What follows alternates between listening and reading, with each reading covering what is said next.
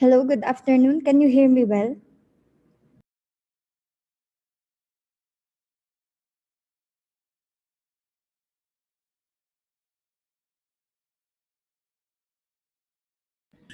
Yes.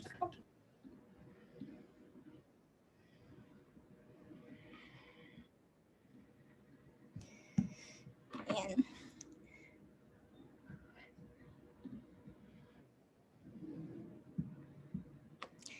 And so, good afternoon, Traxi participants. Welcome to the 26th Summer Institute in the Natural Sciences and Mathematics with the theme Upgrading Senior High School Science and Mathematics Education, Content and Competency Part 1. I am Tricia May Marpuri, a graduate student and a teaching associate of the University of the Philippines, Baguio, and I will be your moderator for today's lecture. Before we start, please allow me to read the following rules. For all attendees, please observe the following etiquettes. Turn off your microphone and webcam during the talk. Please post all your questions in the chat. This will be asked by the moderators at the end of each talk. Towards the end of the last presenter, scheduled for the day, the link for the evaluation form will be posted. Certificates will be awarded to attendees who attended at least 75% of all the talks in this workshop. So for those who are watching via YouTube, you could drop your questions on the comment section or live chat box. And for those who are watching via Zoom, you could either drop your message on the chat box or unmute. Reminders for those who want to unmute, please raise your hand first by clicking the raise hand option and let the moderator call your name before unmuting. So to officially start, let me introduce our first lecturer. Dr. Priscilla Supnet Macansantos completed her bachelor's degree in the University of the Philippines, Baguio, as magna cum laude. She then took and finished her postgraduate studies, both master's and PhD degree in the University of Delaware. She was the first female chancellor of the University of the Philippines, Baguio. She retired as a professor after more than 30 years of teaching, but we can't just stop doing the things we love, as she is currently a professorial lecturer of the University of the Philippines, Baguio. Some of her research interests are ordinary differential equations, fixed point theorem, mathematical modeling, and real and complex analysis. She just not published research papers in different international and local publications, but also creative works such as poems, short stories, and essays. To talk about linear differential equations, theory and applications to physical and biological models, let us all welcome her virtually, Dr. Priscilla Macansantos. Good afternoon, ma'am.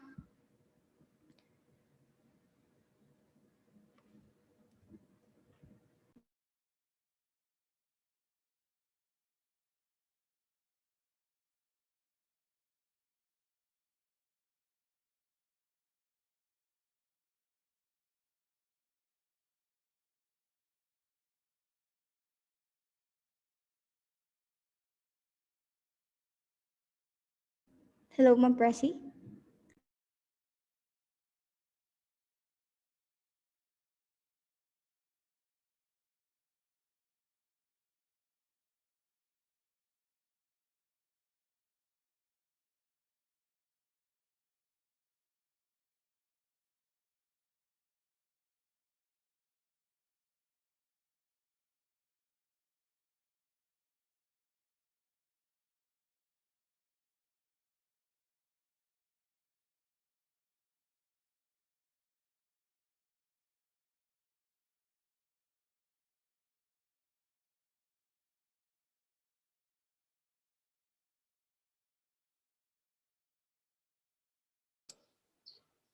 Good afternoon.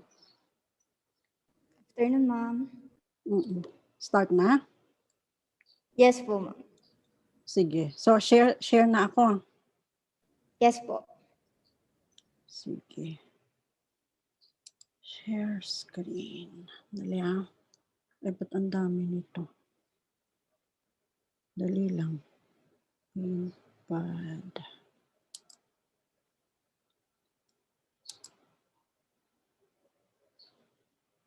Ay, mali. Sandali. Intro yata. Dito yata. Ay, mali. Ay. Okay.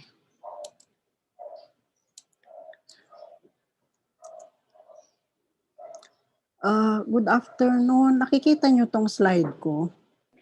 Yes, ma'am. Oo, sige. So, start na ako. Good afternoon sa lahat ng participants ng Track C. I welcome you to the module or the track on differential equations. This will be a seven session uh, a seven session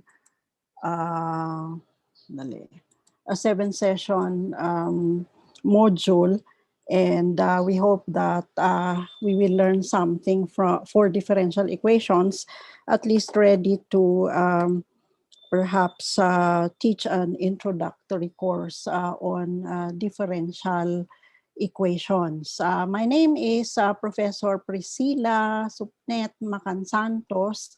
I will be your lecturer this afternoon. We will cover linear differential equations as well as a few applications. Tomorrow, we will have Dr. Juancho Culiera, who will help us through some applets and some possible software that may be used in dealing with differential equations and the teaching of differential equations. And then finally after the first four lectures, we will have Dr. Gilbert Peralta, who will walk us through numerical methods for solving differential equations. So, bato. Ayun pala. There are, if I can see my dashboard, there are about 50 participants in this lecture. I hope that you will stay with us. Pakilagay na lang sa chat or saan pa ba? Maybe you can, saan pa ba nila pwedeng sabihin kung masyadong mabagal o masyadong mabilis ang lecture, no? And kila Mr. Bueno and Trisha, kung nawala ako, medyo may issues din ako sa internet today. Paki-message na lang ako para I should be back shortly kung nawala ako sa sa Himpapawid. So, kumusta na po kayo? How are you? I hope everyone's fine. Dito sa Baguio, mainit.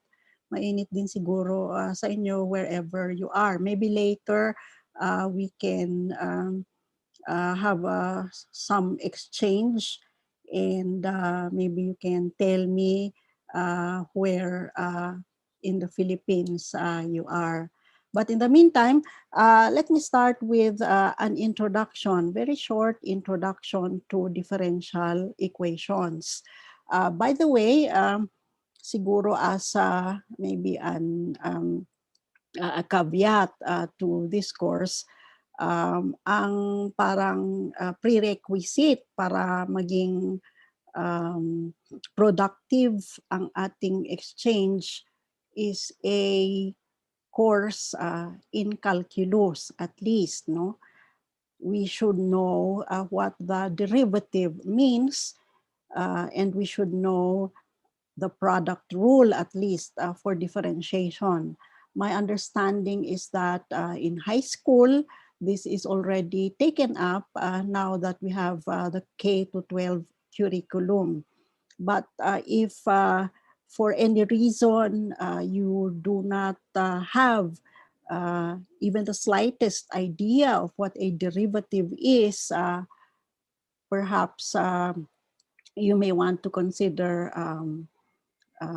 well, you can stay on just to get a flavor of the field of differential equations, but you may also find it more productive to join the other tracks. Okay, having said that, assumption ko lahat tayo may calculus, no?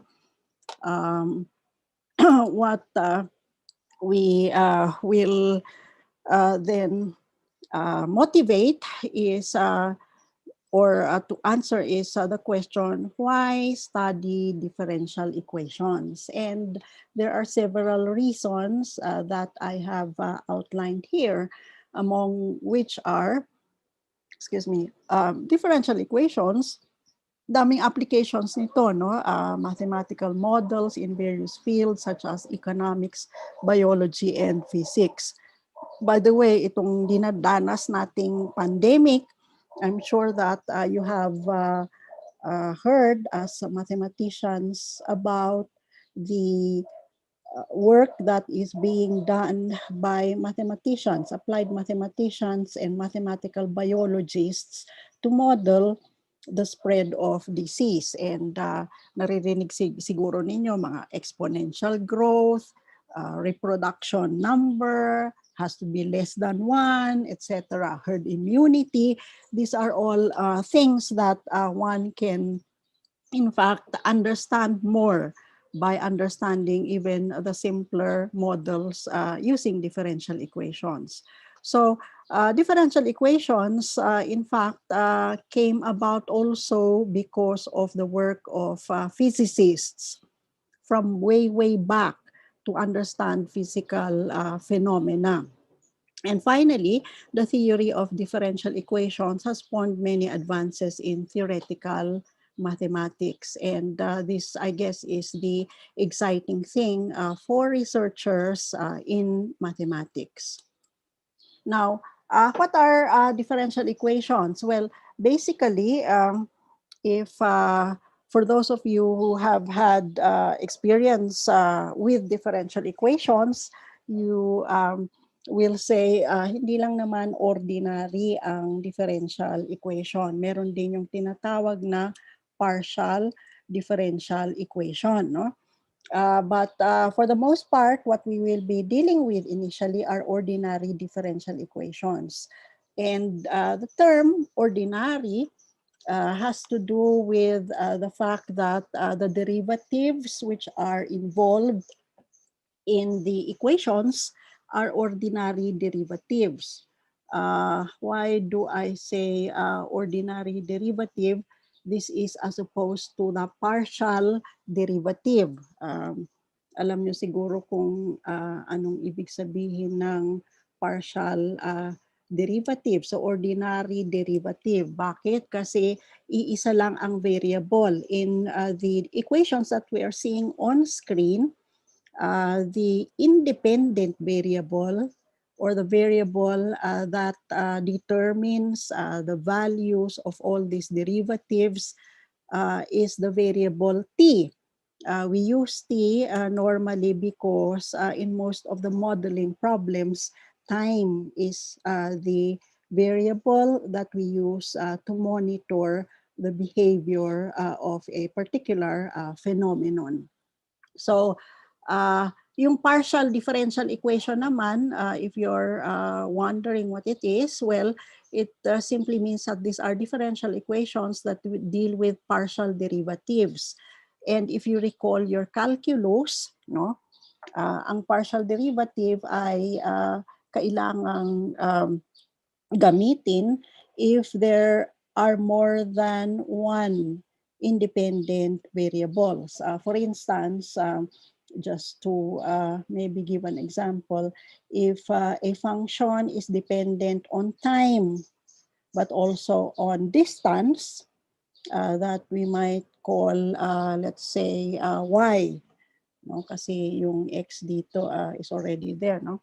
Then your derivatives will be expressed as derivatives either with respect to time or with respect to distance or space. So one form of the differential equation has an expression involving x, its first derivative, its second derivative, and so on up to t equal to 0. The function which is not known is x of t, no? And its successive derivatives are these. X dot of t is the derivative of x with respect to t. X double dot is the second derivative of x with respect to t. X triple dot is the third derivative of x with respect to t. Okay. Sabihin nyo lang kung mabilis mabagal pa siguro or baka naman mabagal.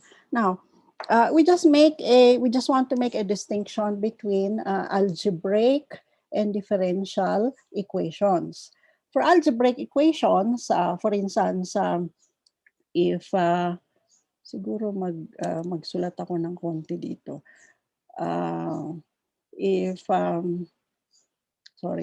If I have a function such as, let's say, the quadratic equation.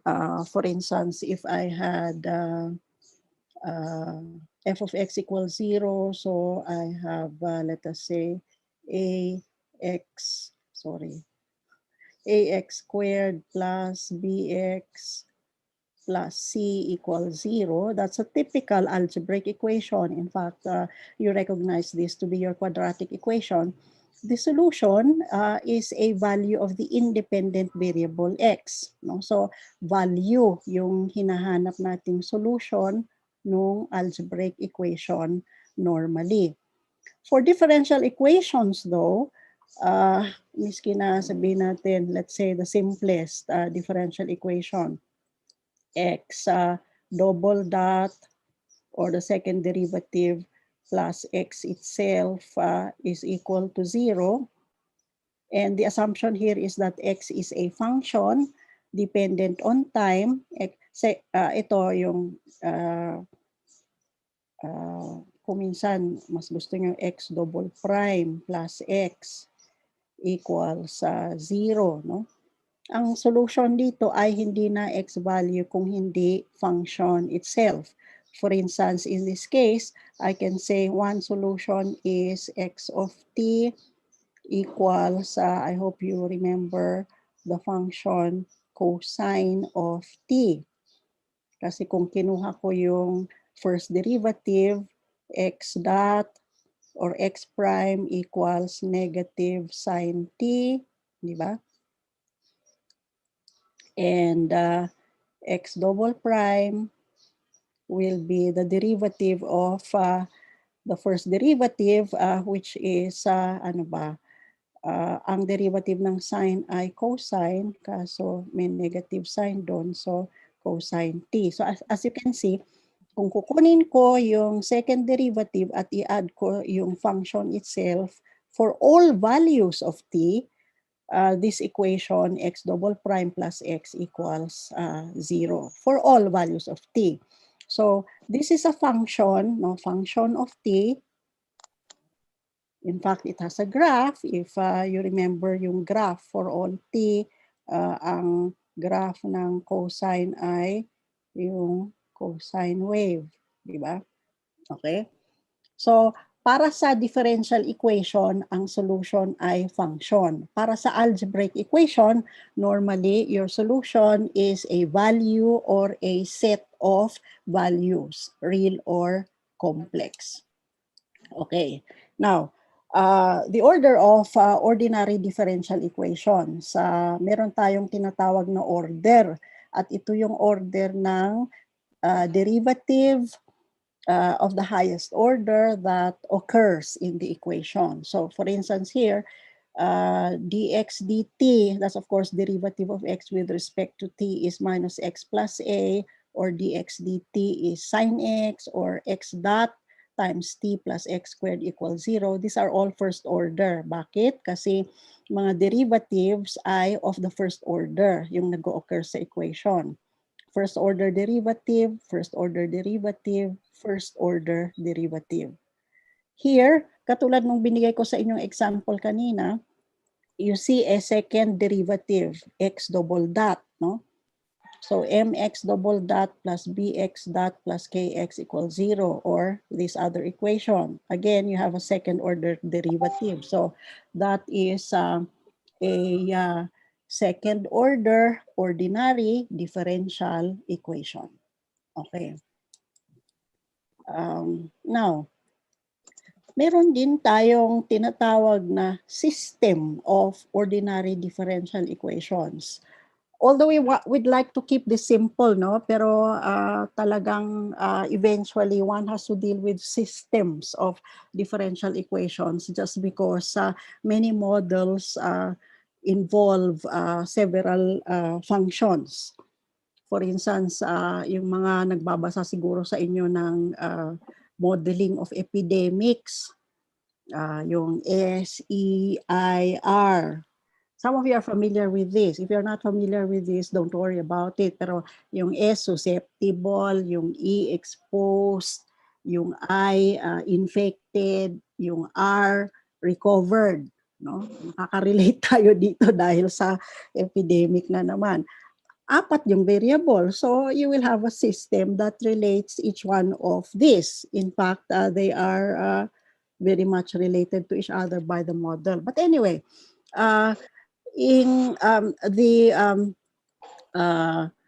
system of differential equations may be generated out of these models. Now, yung system of ODEs looks like this. I have x1 dot, x2 dot, up to xn dot is a function of each of these variables. By the way, actually, meron pang mas general dito kung involved din yung t doon sa expression. Okay? But one encounters this. I don't know if we will have the chance to discuss such systems, pero importanteng ma-discuss din ito in any discussion of differential equations. Now, if I have, let us say, a second order differential equation, or in fact, an nth order differential equation, I can actually transform this into a system of differential equations. Take note, itong unang equation dito, pwede nating isulat na, sinulat na niya, no? Nag-divide na siya ng m. Tapos, if I define the first derivative of x1 as x2, eh di syempre pag dinifferentiate ko yung x2, ito yung magiging derivative of the x1 dot. So you will have x2 dot is minus bm x2 minus k over m x1. What are we trying to say here? A second order differential equation can be transformed into a system of two differential equations involving the artificial variables x1 and x2, where x2 will now represent the second derivative because x, parang sinasabi kasi dito sa original one, you will have x itself will be x1. Okay? So x dot will be x1 dot, and that's x2. Okay?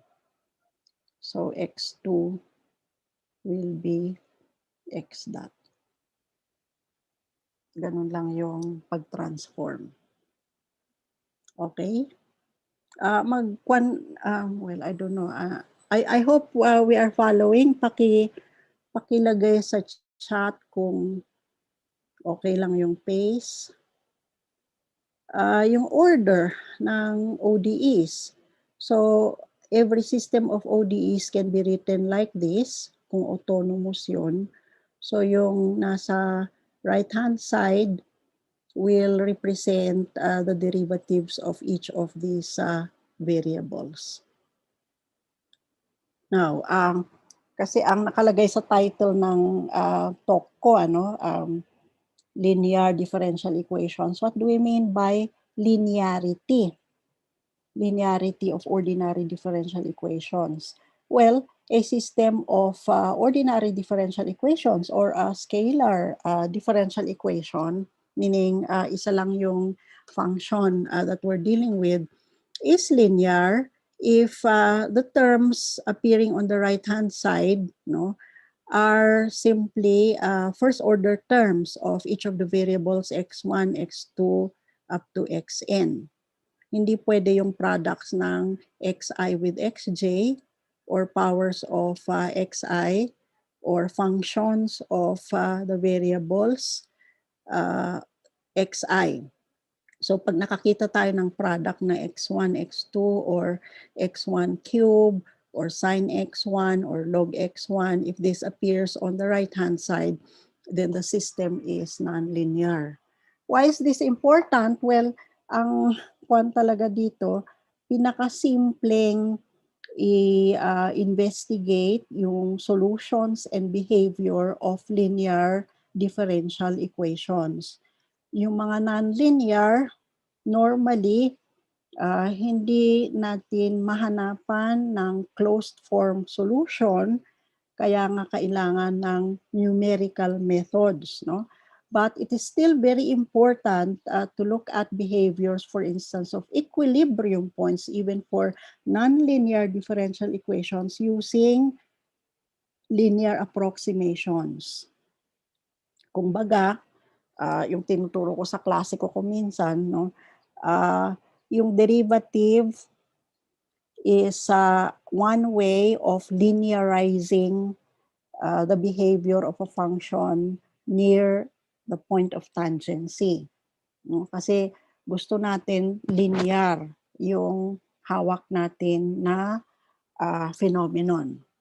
So anyway, that's what we mean by a linear differential equation. So for instance, let's say we look at the swinging pendulum, na ganito yung equation. Ano yung theta? This will be the angle from the vertical position of the pendulum. But anyway, one can just look at this differential equation. No? Theta double dot plus r over L times sine theta equals 0. Makikita nyo kaagad na nonlinear itong differential equation na ito. Bakit? Dahil kay sine theta, if theta is the function. So if I rewrite this as theta sub 1 dot equals theta 2, theta 2 dot is minus r over L sine theta 1. Saan to galing? Dito, no?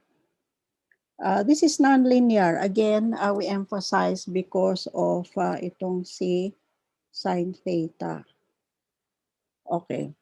We will, one can approximate the behavior close enough to the value of theta equals 0 with this linear expression. Anong kinaiba nito dyan? Sana naka-unmute kayo. I'm sure masasagot nyo, no? Kasi constants naman ito, wala na si sine theta 1. So this is linear. This is easier to investigate, no? Mas masaya tayo pag ito yung ating tinitignan. Kasi we'll find out that one can just use techniques like eigenvalue expansions, mga ganon, kung ito yung klase ng equation na meron tayo. Okay. Now, yung approaches to ordinary differential equations, let me just mention, there are several approaches. Yung analytical or exact solutions, maybe we can study this briefly initially, but there will be what we will call numerical solutions. We resort to this. They are mainly approximations, but very good ones because the schemes that are proposed and studied are actually very good approximations to the equation. So, i-discuss yung numerical solutions ni Dr. Peralta later.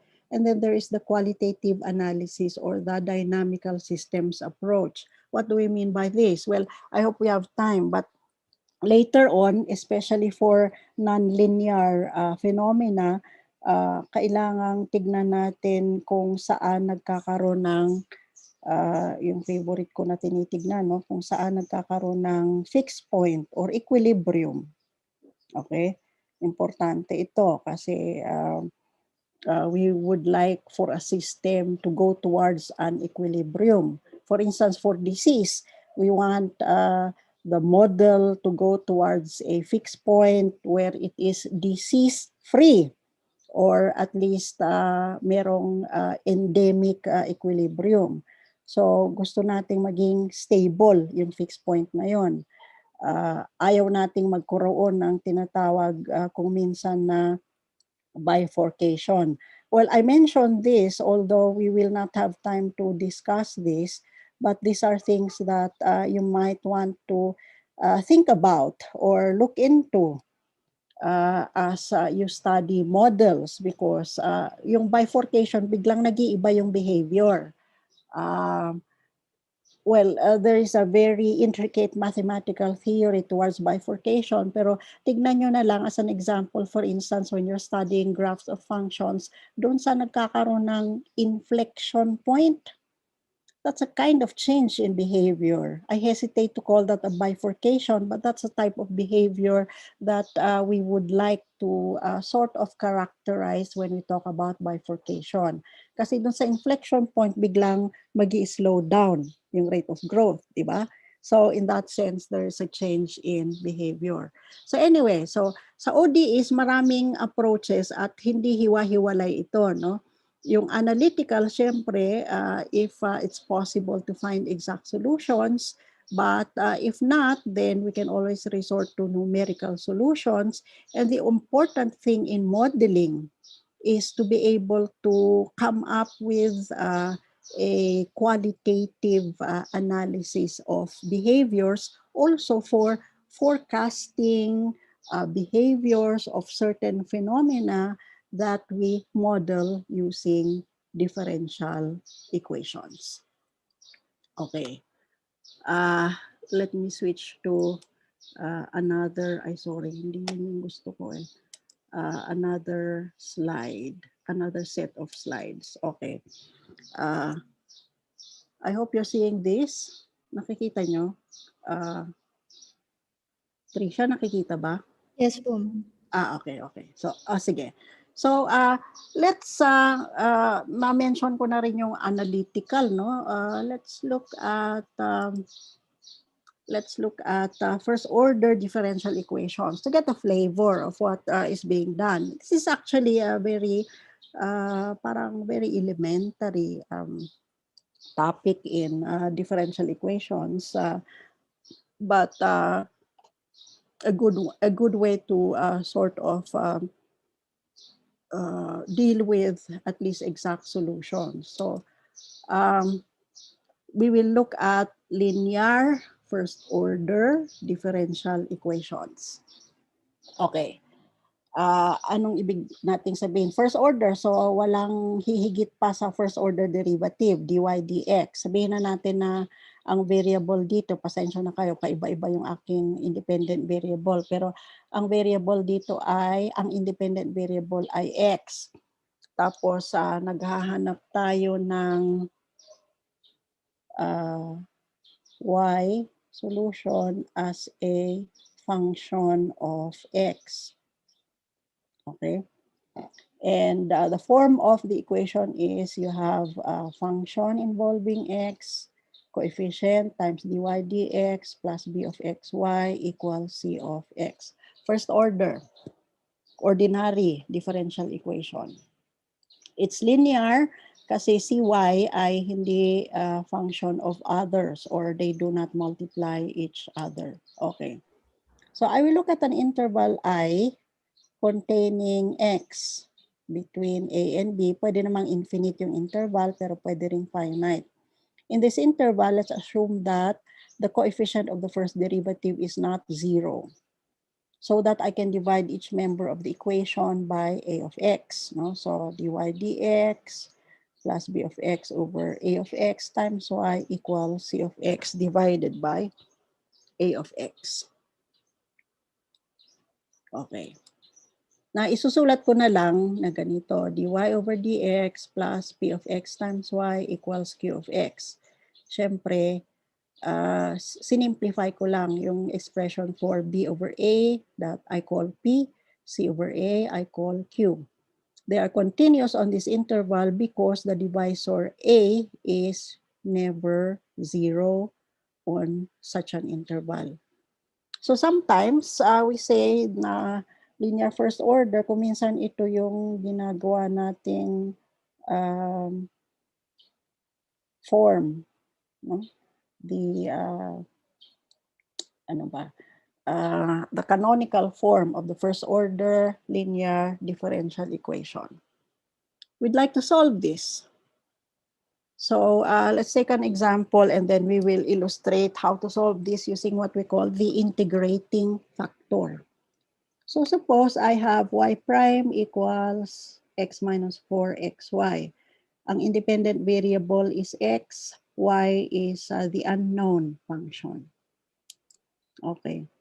If I put this in standard form, no, edi ililipat ko si 4xy sa kabila, I'll have y prime plus 4xy equals x. So si p of x ay si 4x, tapos si q of x ay x. Wala nang kailangang division na mangyari kasi ang coefficient naman ni y prime ay 1. Okay. So now, let's do this and we will explain why we are introducing this factor. We'll explain later why we're introducing this factor.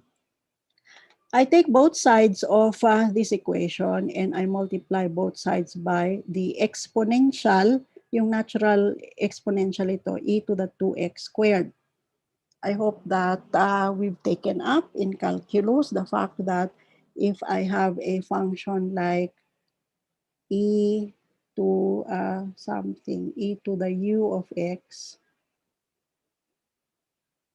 and I differentiate this, you remember, ang derivative nito with respect to x will be the exponential, di ba? Saan naka-unmute kayo, matatanong ko kayo kung ano yung derivative nito, times u prime, correct?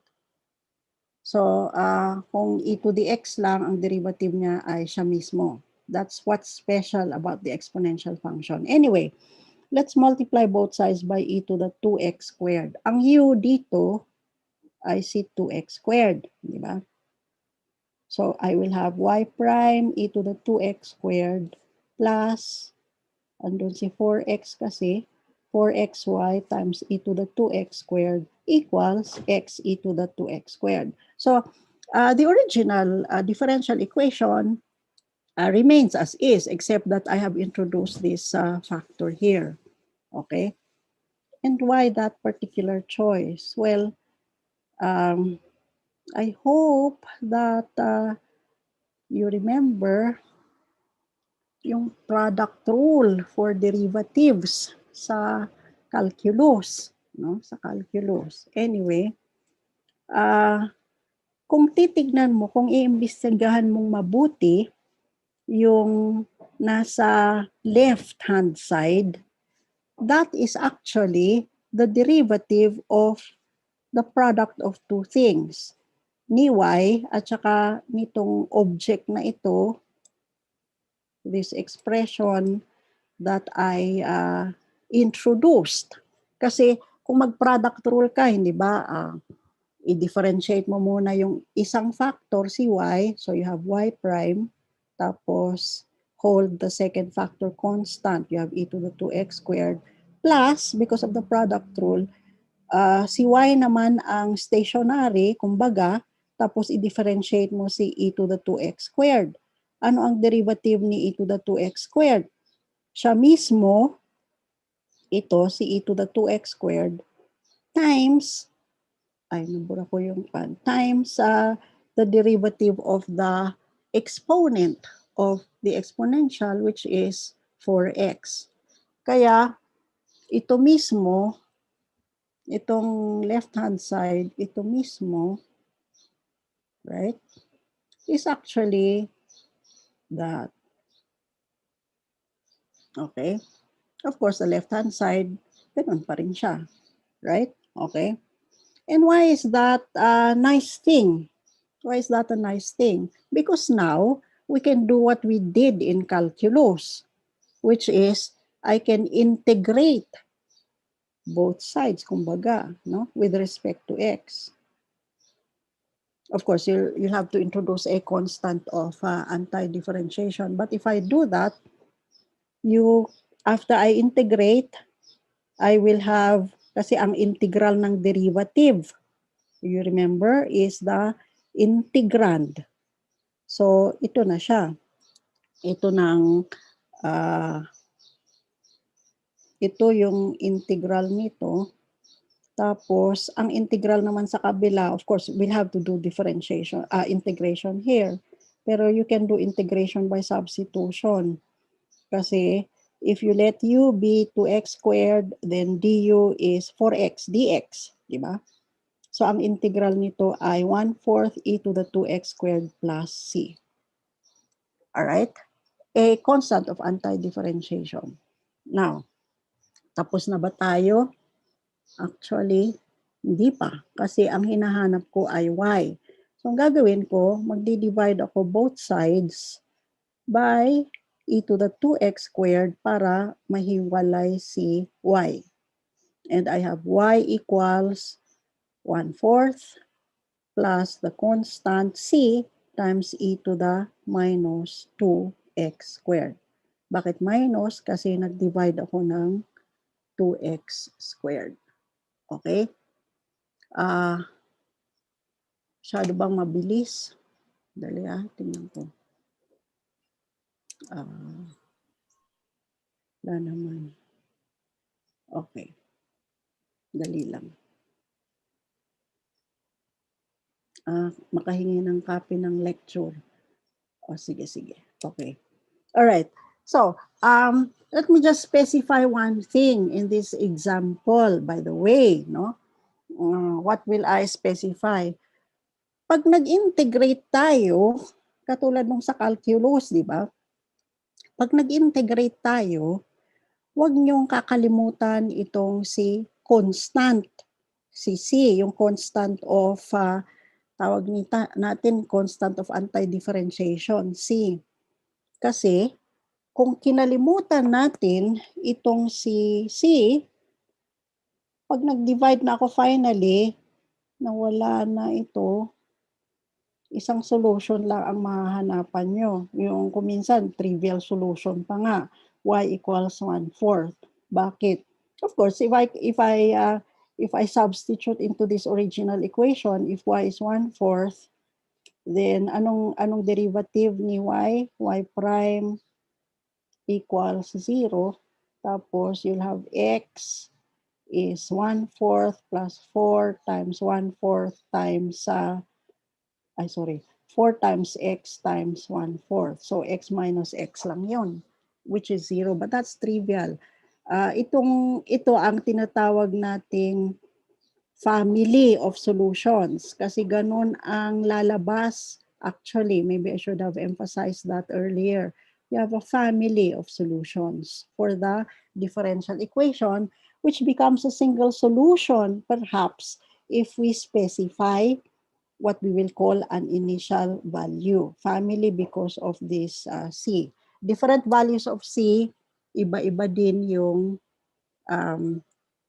solution, but they will be, well, you can graph them, for instance, and they will be related somehow by that particular expression. So, for instance, maybe you can use a graphing tool like GeoGebra to graph one of those solutions.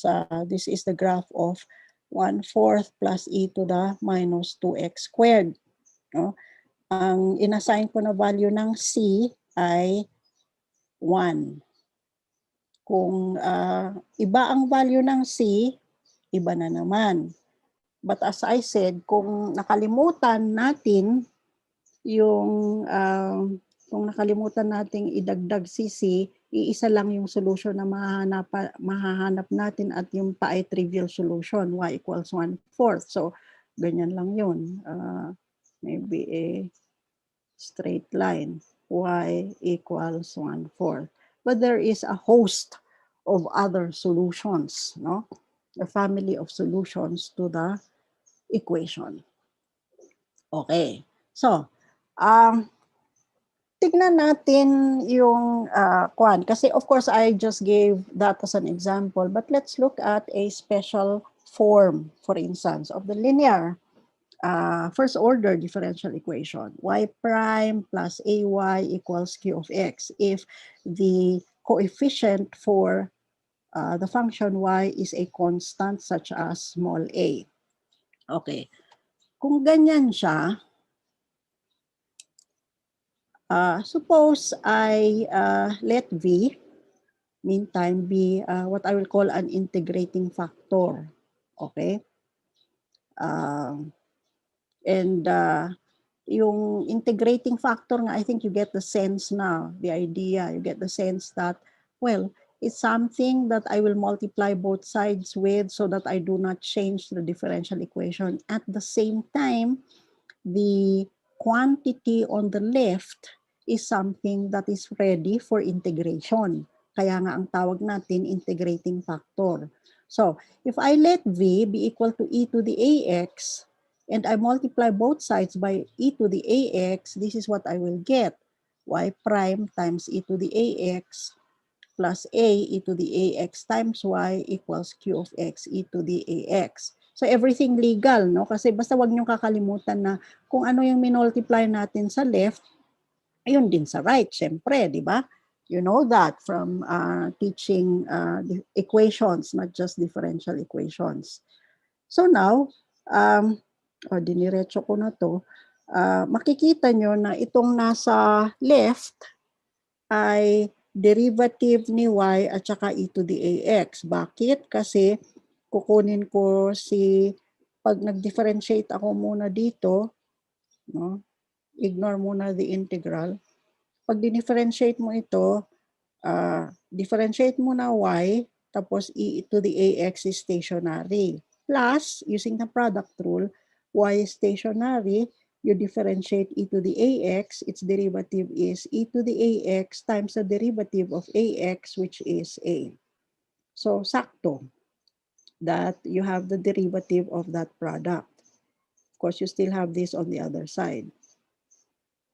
Since I have a derivative, a complete derivative, a full derivative on the left, I can now integrate. And of course, I integrate on the right. So, integrating gives me y of x is e to the ax. Tapos sa kabila, I have the integral of q of s e to the as ds plus a constant. Don't forget the constant. Now, you might say, bakit bigla naging s yan, ma'am? Dati x. Well, you remember that dummy variable naman yung variable na ito. Para lang pag nag-divide ako, hindi magkahalo-halo, baka bigla nyong ipasok dito at maging 1 kaagad yun. Hindi ganun yung sistema, no? You first differentiate this, integrate pala, and doesn't matter what variable I use, s or x, basta consistent yung use ng variable. Okay. So finally, after I do that, magkakaroon ako ng sagot dito. Siyempre, hindi natin pwedeng specify because I did not specify what capital Q is. But then, whatever that is, we now separate y of x on the left, and then we'll have e to the minus ax times this integral plus the constant times e to the minus ax. That is now your formula. That is now the formula that we can use diretso pag ganito yung ating linear differential equation of the first order. Okay. So let's take an example. Sorry, dapat 2 yata yun. So, suppose I have the equation y prime equals x minus 2y. My integrating factor will be whatever I see as a, yung a kasi dito ay depende dito, no? But that's your integrating factor. So, pag nire-write ko ito in standard form, you have y prime plus 2y equals x. And as we said, yung integrating factor will be e to the 2x di ba? Bakit e to the 2x? Kasi ang a here is 2. Okay, so we multiply both sides by e to the 2x. Ay, okay. All right. So after I multiply, I'll have y prime times e to the 2x plus 2y e to the 2x is x e to the 2x. Okay. I hope you're still following. Sorry. Sabihin nyo kung mabilis Mabilis ba? Hindi naman. Okay. So again, basta pag tama si integrating factor, parating nangyayari, yung left-hand side magiging y times sa integrating factor na derivative niya. Hello? Pag full derivative na yan, mag-integrate na ako. Kasi yung integral ng full derivative will be the integrand itself. So, mag-integrate na ako. And I will have on the left, y times e to the 2x. On the right, bakit naging ganito yung on the right? I think that what has to be done here, of course, if you look at this integral, you either refer to a table of integrals or if some of you recall yung tinatawag nating integration by parts. You remember, no? Yung mga integration by parts. Meron pang yung merong acronym yung ibang nagka-calculus, IBP, integration by parts, meaning you let u be equal to x, dv equals etc. dv equals e to the 2x dx, di ba? Tapos du equals du dx, v equals 1/2 e to the 2x. Okay? And then yung integral dito will be u v, kaya x times 1/2 e to the 2x minus v du, 1/2 e to the 2x dx plus the constant of anti-differentiation. Okay? So integration lang talaga. Of course, I'm simplifying this kasi yung ibang integral mahirap talaga. Yun, magno-numerical method ka na naman. But anyway, so after we do that integration dito, I will have y e to the 2x is 1/2 x e to the 2x. Galing dyan, integrate mo pa ito. Ang integral naman ng exponential ay exponential with a, 1/2 para makuha yung integration by substitution. So you'll have 1/4 e to the 2x plus c. Tapos ka na ba? Hindi pa kasi kailangan mong i-isolate si y. No? Y, which is a solution, is found by dividing by e to the 2x. So you'll now have 1/2 x minus 1/4. Mawala na si e to the 2x. Okay? Plus c e to the minus 2x. Again, pag nakalimutan nyo ito, napakasimple yung solution, linear lang, pero actually hindi pala linear yung solution. No? So do not forget whenever you are integrating that you have a constant lying there, and sometimes the behavior of the function depends very much on that part of the solution. Okay. So ito ulit yung graph. Bang ginamit ko dito? Nag-GeoGebra lang yata ako. Ito yung graph nung solutions. Magkaiba to. Yung green, isang solution, katumbas ng isang C. I forget what C I substituted. Tapos yung blue ay isang solution, katumbas ng isa pang C. siguro mapapansin nyo na eventually, parang nagmamerge si green at saka si blue, ano? And it would be interesting to look at the others. And I think you will understand why, by the way. Kasi, yung mga nagka-calculus, alam nyo na as x increases without bound, itong portion ng solution ay nagpupunta sa ano, actually, pag nagkaklase ako, tinatanong ko sila. But anyway, ito nagpupunta sa 0, ano? So, ang natitira na lang 1/2 x minus 1/4, which is, I guess, this portion which slowly starts to behave like a straight line. May tawag kayo sa calculus niyan. I think you will call that an oblique asymptote, right? Oblique kasi hindi siya vertical, hindi siya horizontal, but it's a straight line asymptote. And as I said, you can explain that because pag laki ni x, e to the minus 2x, lumiliit whatever the constant is. So nawawala itong portion na ito, natitira itong portion na ito, which is a straight line. Okay? Very interesting, no?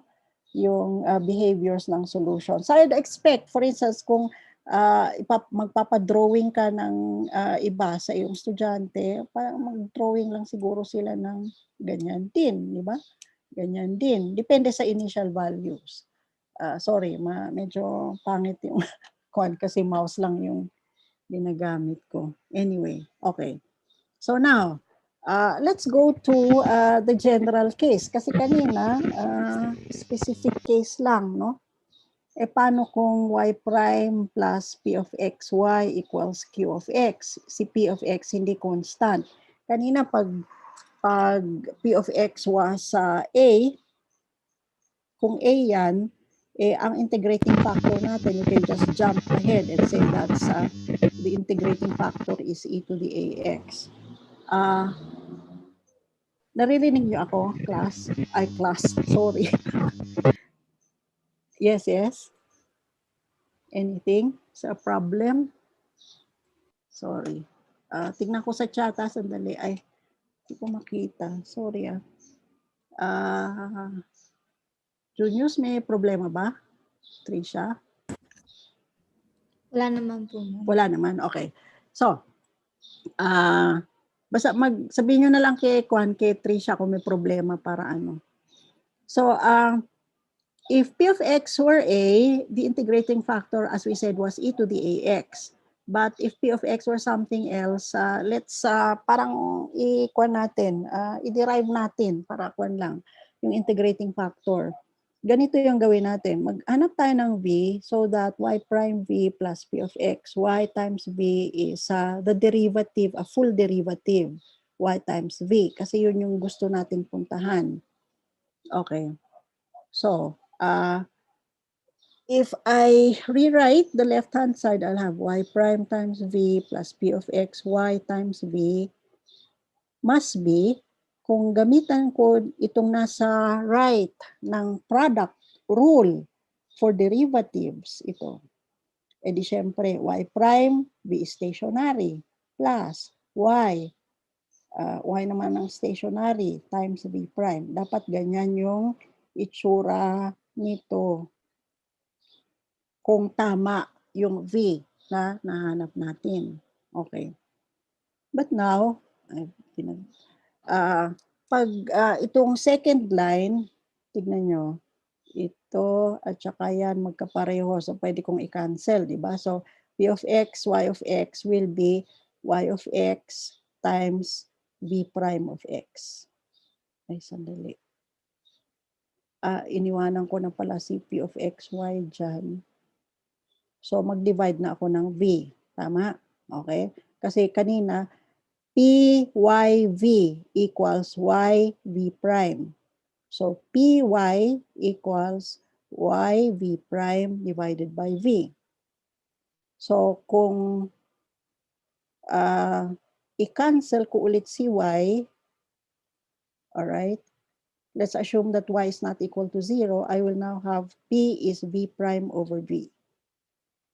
So, pwede na ako mag-integrate. Tapos, integrate ko si v prime over v dx. Again, assuming that v of x is not equal to 0. Ever in the interval. Okay. Now, I hope you recognize this. Kaya, importante na nare-recall natin yung ating calculus. Kasi, kung natatandaan nyo, siguro, kung sinulat ko ito na integral dv over v, alam nyo na ang integral na yan, di ba? Kasi dv over v yan, ang integral na yan ay ln. Okay? ln. Just ln muna. Diniretso ko na kasi. Itong integral na ito is ln times ln of the absolute value of v. Pero later, we will choose na lang v which is not negative, not 0. Once I do that, what I will now do is to take the exponential of both sides. So e to the integral is e to this integral, which is e to the ln of v. Of course, you say, asan yung constant of kwan? Doon siya, no? Dito, inad ko. So, e to the ln of the absolute value of v of x is e to the integral of p of x dx plus c. But we also know that the exponential of a natural logarithm is the function itself. Tapos ito, yung exponential ng integral times the exponential of c. Let me just call that c. Maybe I should have used a capital C. Tapos sabihin nyo, saan ma'am napunta yung absolute value? Well, I'm just looking for one integrating factor. So, choose ko na lang yung C positive kasi exponential naman siya, diba? Not negative naman siya, not 0. And so, I can drop the absolute value sign. Isang integrating factor lang ang kailangan ko. So, I don't have to consider other cases. So, ito na yung ating integrating factor. For simplicity, let's just choose C to be 1. So e to the integral p of x dx is the appropriate integrating factor that will produce for me a total derivative on the left-hand side. Okay. So ganyan siya dapat. Okay. So in using that integrating factor that we have found, no? Yun nga, let's multiply both sides of this equation. Sabihin nyo lang kung pagod na kayo, by the integrating factor v. So you have y prime times e to the integral plus p of x. Ay, sorry, mali yata itong, sorry pakipalitan nyo na lang. P yan, p ito dapat. P y e to the integral equals q of x e to the integral. Sorry. Mali itong si q Dapat p yan, p. Baka nagmamadali ako. Okay. So, as I said, mali yung q, p and p. So, I'll have the derivative of y times e to the integral equals q of x times e to the integral p of x dx plus dx. Kaya nga kung minsan, ginagawa ko na lang itong p of s ds para naghahalo-halo kasi. But anyway, for specific examples, you can actually clarify what you mean in integration. So after you integrate the integral of a derivative, that's a very important property that we keep using in this in all this method of solutions. No, ang integral ng derivative ay yung integrand as equal to this integral plus c. Again, do not forget this. And then we divide both sides by whatever this is. after you do this integration. So yan ulit yung formula. Kung formula lang hinahanap natin, ganyan. But interpret properly. Okay. So let's take an example. All right. Suppose I have x times y prime plus y equals, on the right, 2x plus e to the x. And I'll assume that x is not equal to 0. For continuity, let's just assume that we're looking for solutions for values of x greater than 0. If I put this in standard form, I divide by x, no? So I'll have y prime plus 1 over x times y equals 2 plus 1 over x e to the x.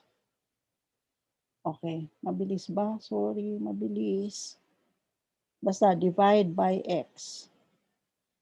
Tapos, kung ganyan din lang, ang integrating factor will be e to the integral p of x dx. Remember, yung p ay yung multiplier ni y pag nasa standard form ka. Okay. So v of x will be e to the ln x. Bakit naging ln x yun? Kasi yung integral ni p of x is the integral of 1 over x dx. At please remember that this is ln x. Okay? So, ang integrating factor is e to this integral. So, that's e to the ln x. Okay. Now, some of your students will say, asan si plus c dito? Well, iba dito kasi isang integrating factor lang ang kailangan ko. The simpler, the better. So, I just take e to the ln x. What's e to the ln x? You remember, and this is where we keep using mga inverse relationships. E and ln are inverses of each other. So e to the ln x is x. Okay? All right. So as it turns out, when I multiply both sides by x, I get this. And before I do the integration, what do you notice? Yun pala, parang kinomplika ko pa ang buhay ko. Yung original expression pala dito ay total integral na, di ba? Kung na-recognize nyo kaagad ito na derivative with respect to x of x times y, okay na sana. Tapos na yung boxing, di ba? Hindi na kailangan itong mga ito. But anyway, if you did not, then that's where you will be led to anyway. Because now, ito palang nasa left, miski dun sa original form, is a full derivative. It is the derivative of x times y.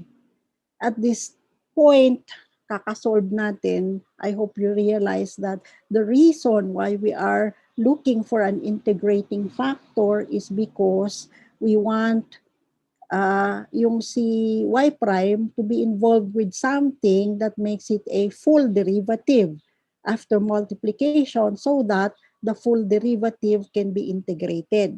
Yung pa rin yung idea kasi I integrate now and I will get xy. Doon sa kabila, puro expressions involving x. Which I then say, I'll have ang derivative, ang integral ng derivative dito ay xy. Pag nag-integrate ako dito, I will have x squared. Integral ni e to the x is e to the x. And now, because you're looking for all solutions, kailangan lagay mo si c. Constant of integration. And so finally, you will have x is x plus 1 over x e to the x plus c over x. Okay? Now you realize why we had to qualify na dito tayo. Kasi hindi ito magiging defined at x equals 0 or in any interval containing 0. So choose na lang tayo ng interval that does not include 0. Okay? X greater than 0. I'm not sure I have a graph for this, but let's see. Ito pala yung graph. Ito yung graph for two different values of C. At nakikita nyo, defined lang ito sa right side, sa first quadrant. So, when C is 1, I guess, ano kaya? I'll have the graph of y equals x plus 1 over x e to the x plus 1 over x. And then I also have for C equals negative 0.01. And you can explore other possible values of the constant because you'll have a family of anti-derivatives. Okay. So I guess we're covered for linear first order differential equations which are scalar. Ang ibig sabihin, isa lang ang, well, there's only one function that is sought here. Now, I'd like to look at, because when we look at applications, hindi lahat ng differential equations that we find even in the simplest applications are linear differential equations. So, tumingin tayo sa what one calls separable differential equations na pwedeng isulat na ganito, m of xy dx plus n of xy dy equals 0.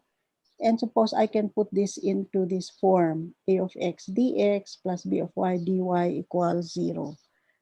Itong dx dy, ganun pa rin yung idea, no? Y prime equals dy over dx. Although they cannot be thought of as separate entity, si dy at saka dx, in many instances, we treat this dy and dx as, separate entities like dx is delta x, dy is y prime times delta x. Okay. Kung maisusulat natin na ganito, a of x, you have the components or the coefficient rather of dx, a function of x alone, and the coefficient of dy, a function of y alone, then we will call this a separable differential equation. So variables, we say can be in quotation marks, no, separated. Yung assumption dito is that y is a function of x, as I said, and y prime, the derivative, is dy over dx. So if I integrate this, I refer to this as equation star with respect to x. Please bear in mind that, as we said, dy is y prime times dx. So this is the expression that we get. The integral of a of x dx, the integral of b of y times dy kasi is y prime dx. And if I integrate, I will have a constant on the left. We are integrating with respect to the variable x. Implicitly, I am assuming, although I don't know what it is, that y is a function of x. At hinahanap nga natin siya. But as we said, dy is y prime dx. Kaya andun siya, y prime dx. Alright? So when I integrate, remember, itong second integral can be evaluated as if y is the independent variable. Kasi natatandaan nyo yung chain rule, and its implication on what you call integration by substitution. B of u du, yung ganong klaseng idea. Here, B of y dy. No? So if you can express as something like the integral of, let's say, f of u du, di ba? Kung f of u du, pwede mo nang i-integrate ito na parang si u ang iyong variable of integration dahil sa chain rule. And so, then we can proceed. And what we get is an equation relating y and x, which may be implicit or which may be explicit for y as a function of x. Okay. So, let's take an example. Suppose I have the equation, siguro ang original dito sa equation na ito ganito. 2y equals 3x times y prime. 3x dy over dx. Okay? Right? Actually nga, siguro, well, maybe later, after I illustrate this. Kasi pwede rin pala itong isolve na linear, no? Linear siya kung I confine to these values of x. But anyway, if I then rewrite this, I take dx tapos divide by x 2 over divide na lang natin both sides ng anong divisor natin, xy, di ba?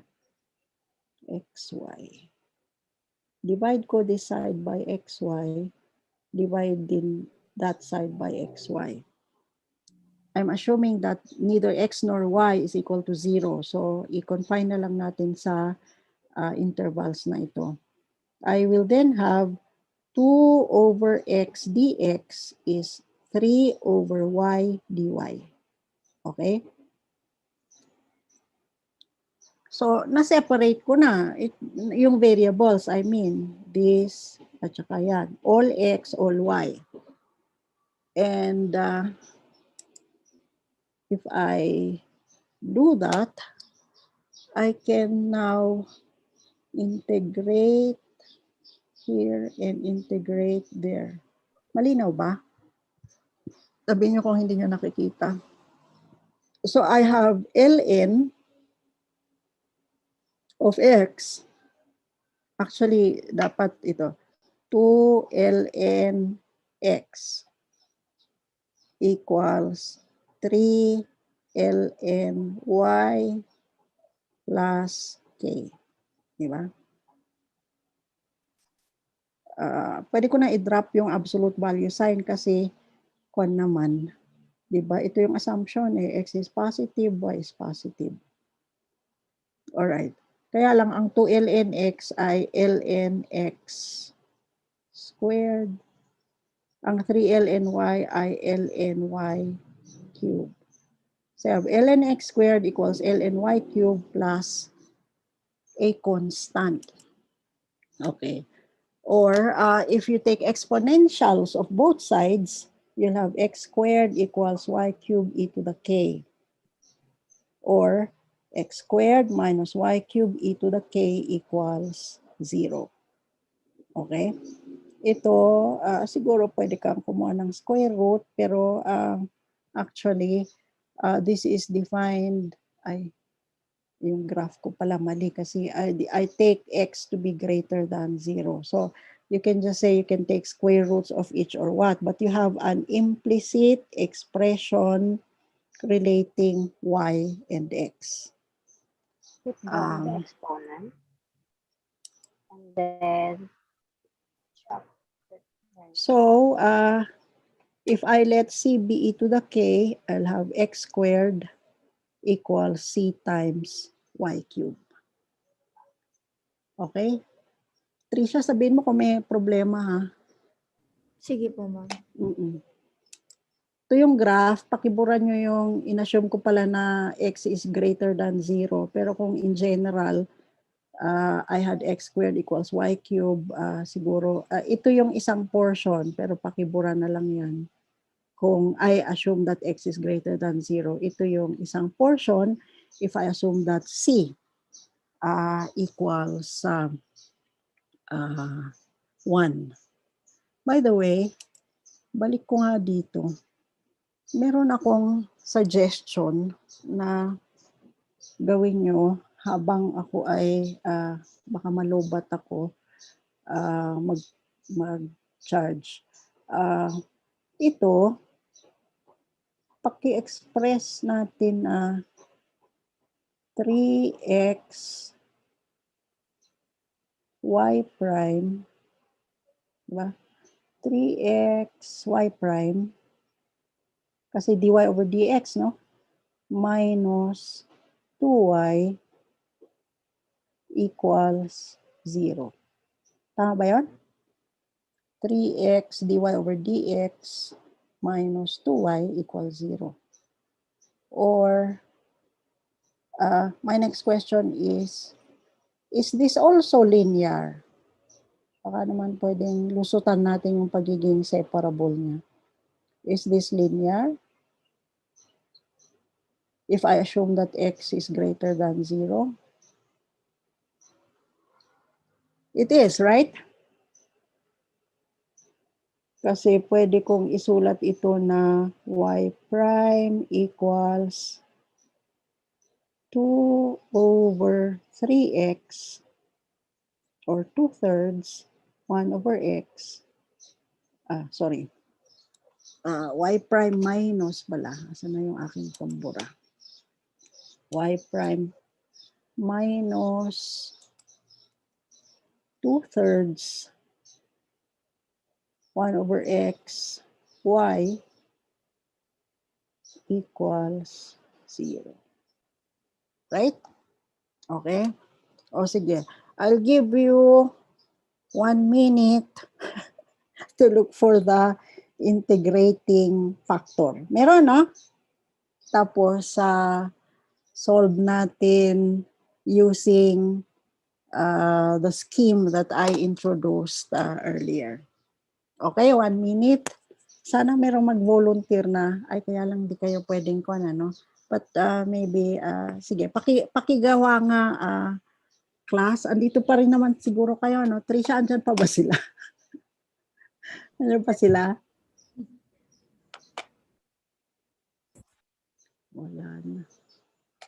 Are you there? Yes, ma'am, nandito pa po sila. Andyan pa sila.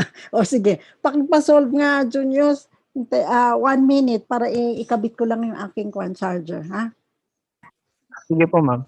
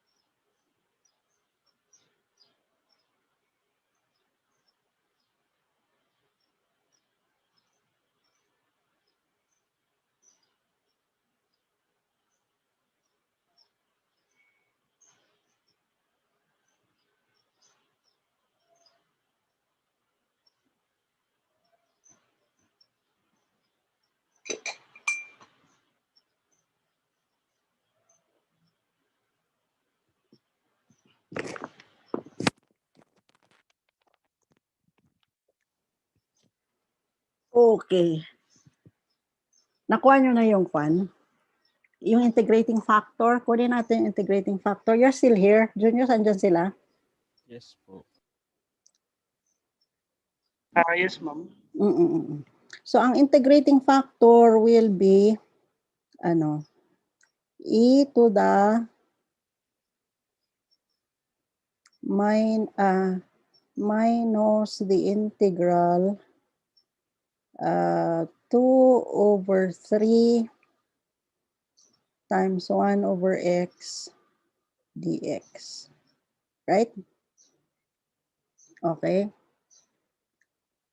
So, what I'll get will be e to the minus 2/3 ln x.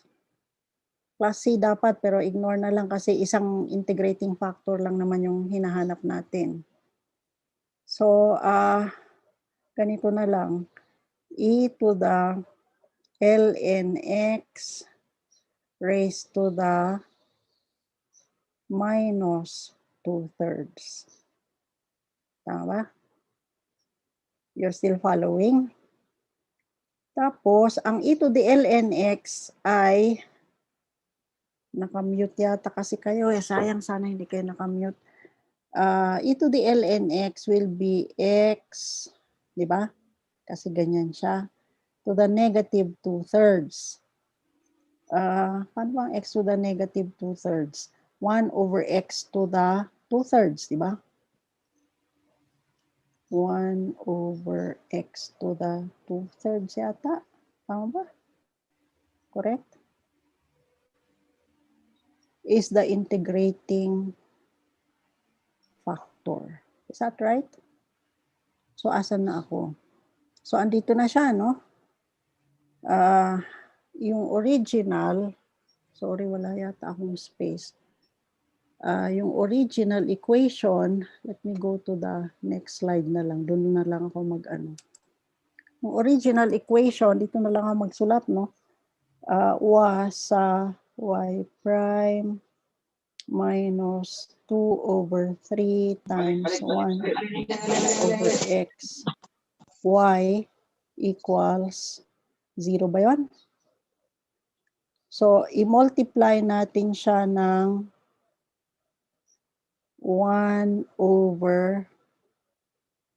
tama ba yun? X to the 2/3? Yung ba yung nakuha kong kwan? Sorry. Sandali balik ako. 1/x to the 2/3 ba? 1/x to the 2/3. X to the negative. Okay, 1/x to the 2/3. So what do I get here? Dapat, sana tama to, no? Dapat yung nasa left ay y times 1/x to the 2/3 y prime. Is that right? Y prime 1/x to the 2/3 minus 2/3 x to the, oo, tama, di ba? Times y. Tama, no? Class? Class or, sorry, mga kaibigan. This will be equal to a constant. Ito yung integrating factor. So, I will now integrate. Ay, hindi pa pala ako. 0 pa pala yan. Mag-integrate ako, I'll have y times 1/x to the 2/3 equals the constant now. Or y equals constant x to the 2/3. If I raise both sides to the 3rd power, this is what I'll get. Y cubed equals another constant. Kasi i-erase mo lahat, no? But some constant, k x squared. Okay? And so, or 1/k times y cubed is x squared. So, ito pa rin yung makukuha natin na form. So, why did I do that? not to buy time, but to show you na pwede pala, dalawang methods. You either use the separable differential equation or you use the linear in some cases, not in all cases. Kasi yung kuminsan hindi na non-linear, hindi na linear yung nangyayari doon sa separable na differential equation. Okay, so ito yung exercises na pwede nyong gawin that I suggest, no? Yeah, maybe you can look at this. May recording naman yata, di ba, juniors? They can be sent, the recording. Meron po. Oo. So, makikita nyo itong mga exercises na pwede ninyong gawin. Doon sa, let's just go through this quickly, just to review the terms and the types of equations that we, in this first problem, I hope you see that, I hope you see that pag tinignan natin si x, y, y prime, sulat ko na lang dito, equals 1 plus y squared. Merong initial value so you can identify the precise solution that satisfies also the initial conditions. But I hope you see that ito pa lang at saka yan, this will make your equation non-linear. Pag non-linear, hindi uubra yung integrating factor unless it has a very special form. Pag non-linear, try na lang to use separation of variables. For instance, posible naman dito yung separation of variables because you will have, 1 plus, yung dy over dx muna will be 1 plus, y divided by 1 plus y squared, dy will be 1 over x dx, right? Okay, so yung sa una, please use separation of variables. Sa pangalawa, pwedeng linear. Sa pangatlo, non-linear ulit. Okay, so these are things that can be done. I mention, sandali lang I will leave that kasi ewan ko kung gusto pa niyong mag-discuss ng systems of differential equations kasi ikita nyo to, no? Yung equations, differential equations, we also encounter what we call systems of first-order linear equations. Na-mention ko naman doon sa first set of slides earlier na most of the time, when we do modeling, hindi lang iisa yung dependent variable that we need to work with, no? Several yung dependent variables. Na-mention ko nga yung, for instance, sa disease modeling na meron kang compartment na tinatawag na, naka-on ba yung comment nito? Tinatawag na susceptibles. I can call that X1 susceptible, meaning hindi pa nahahawa. So X1 will be your S compartment.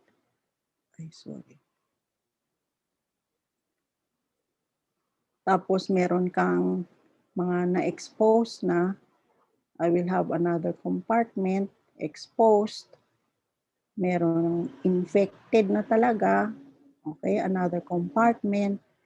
And then you have the recovered class, which is another compartment. Yung bawat isa dito sa mga subpopulations na ito are growing or decaying according to some system of equations. with respect to time. So meron kang ds dt, for instance, will be a function of the various compartments. S, E, I, R. Okay? Some expression which may be nonlinear. Meron ding rate of growth ng exposed with respect to T, which is some other function that also depends on these four dependent variables. Ganun din ang infected, some function of those variables, at ganun din yung recovered, F4. In other words, what I'm just saying, writing these equations down, is the fact that in many applications for differential equations, we do not deal with a single differential equation, although that's what we start with, especially when we are delivering a first course on differential equations. Scalar muna yung differential equation. But in the end, we will have to deal with systems of differential equations. So how do they look like? They look like this. X1 prime, parang yung ds dt, equals coefficient involving x1, another coefficient involving times x2, hanggang sa nth coefficient times xn, plus a term, a non-homogeneous term G1 of T. Ganon din yung X2 prime, ganon din yung Xn prime. In fact, ang mga ito ay linear, no? First order, kasi puro first order yung derivatives dito, tapos linear. Why again linear? Kasi ang coefficients are either constants or depending on the independent variable T. Hindi pwedeng mag-multiply si x1 kay x2, xn kay xj, where n is not equal to j, etc. These are your linear equations. Okay. Unfortunately, of course, dun sa modeling, hindi lang linear yung systems of equations. Anyway, this system, I can write this down as x prime equals p of t times x plus g of t, where all of these are either vectors or matrices. Si x, kaya naka-bold si x, ay dahil it represents a vector with n components. Bakit? Kasi x1, x2, up to xn. N yung components. Itong non-homogeneous term, n components din. G1, G2, up to Gn. Tapos, itong coefficient term, P of t, is a matrix which is a square matrix, meaning na ang number of rows ay equal to the number of columns. No? At ang entries will be each of these coefficients. Okay? Of course, a requirement towards fully absorbing the notation here is to recall yung multiplication of matrices. For instance, if I multiply capital P, ito, by X, no, what I will get will be a matrix with n rows and 1 column. Paano kasi yung multiplication? You get, doon sa plenary naman kanina, pinag-usapan yung dot product, di ba?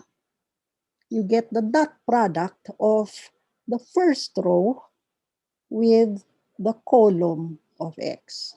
Kaya dapat, kung ilan yung entries doon sa row, ganun karami ang entries sa column para ma-consummate yung inner product or yung dot product. So, P11X1, ayun siya. Plus P12X2, ayun siya. Plus, and so on, P1NXN, ganun siya. So, the first entry is actually found by multiplying the first row of P by the column for X. The second entry will be the second column of this matrix times the column for X. Okay? So, ganun yung kwan, and so on.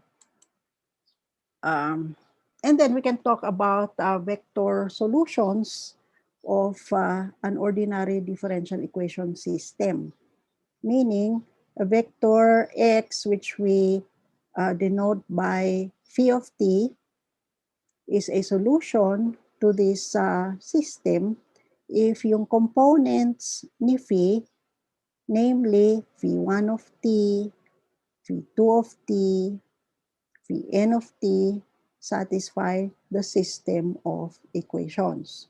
So x1 dapat, phi1 prime must be equal to this sum, and so on, no? Phi n prime must be equal to that sum.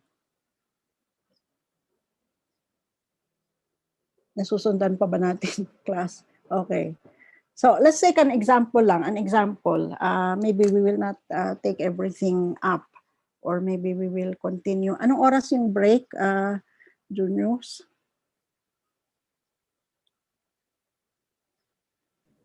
May break ba tayo? Ano? Pwede po tayo mag-take ng 15-minute break, ma'am. Ngayon na? Pwede, ma'am. Pwede ba ngayon? Opo, ma'am. Tapos, anong oras tayo babalik? 2:57, ma'am.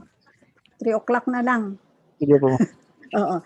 O sige, so mag-break na tayo? Okay lang po, ma'am. Sige. So, mga kaklase, mag-break daw muna tayo. Balik tayo ng 3:00. Sige.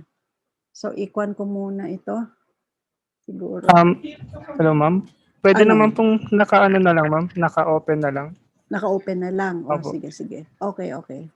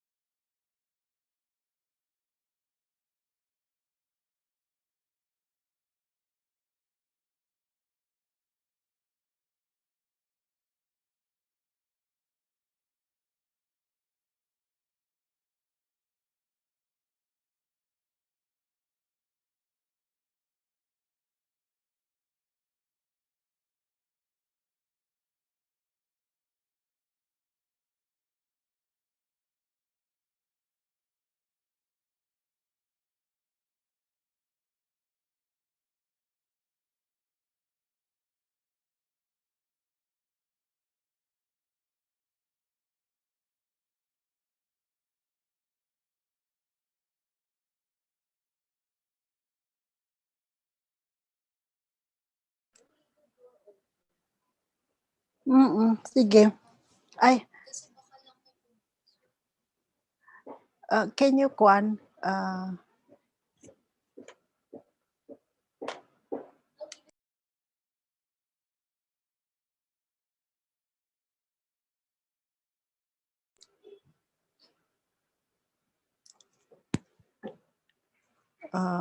Juniors, pwede na mag-start?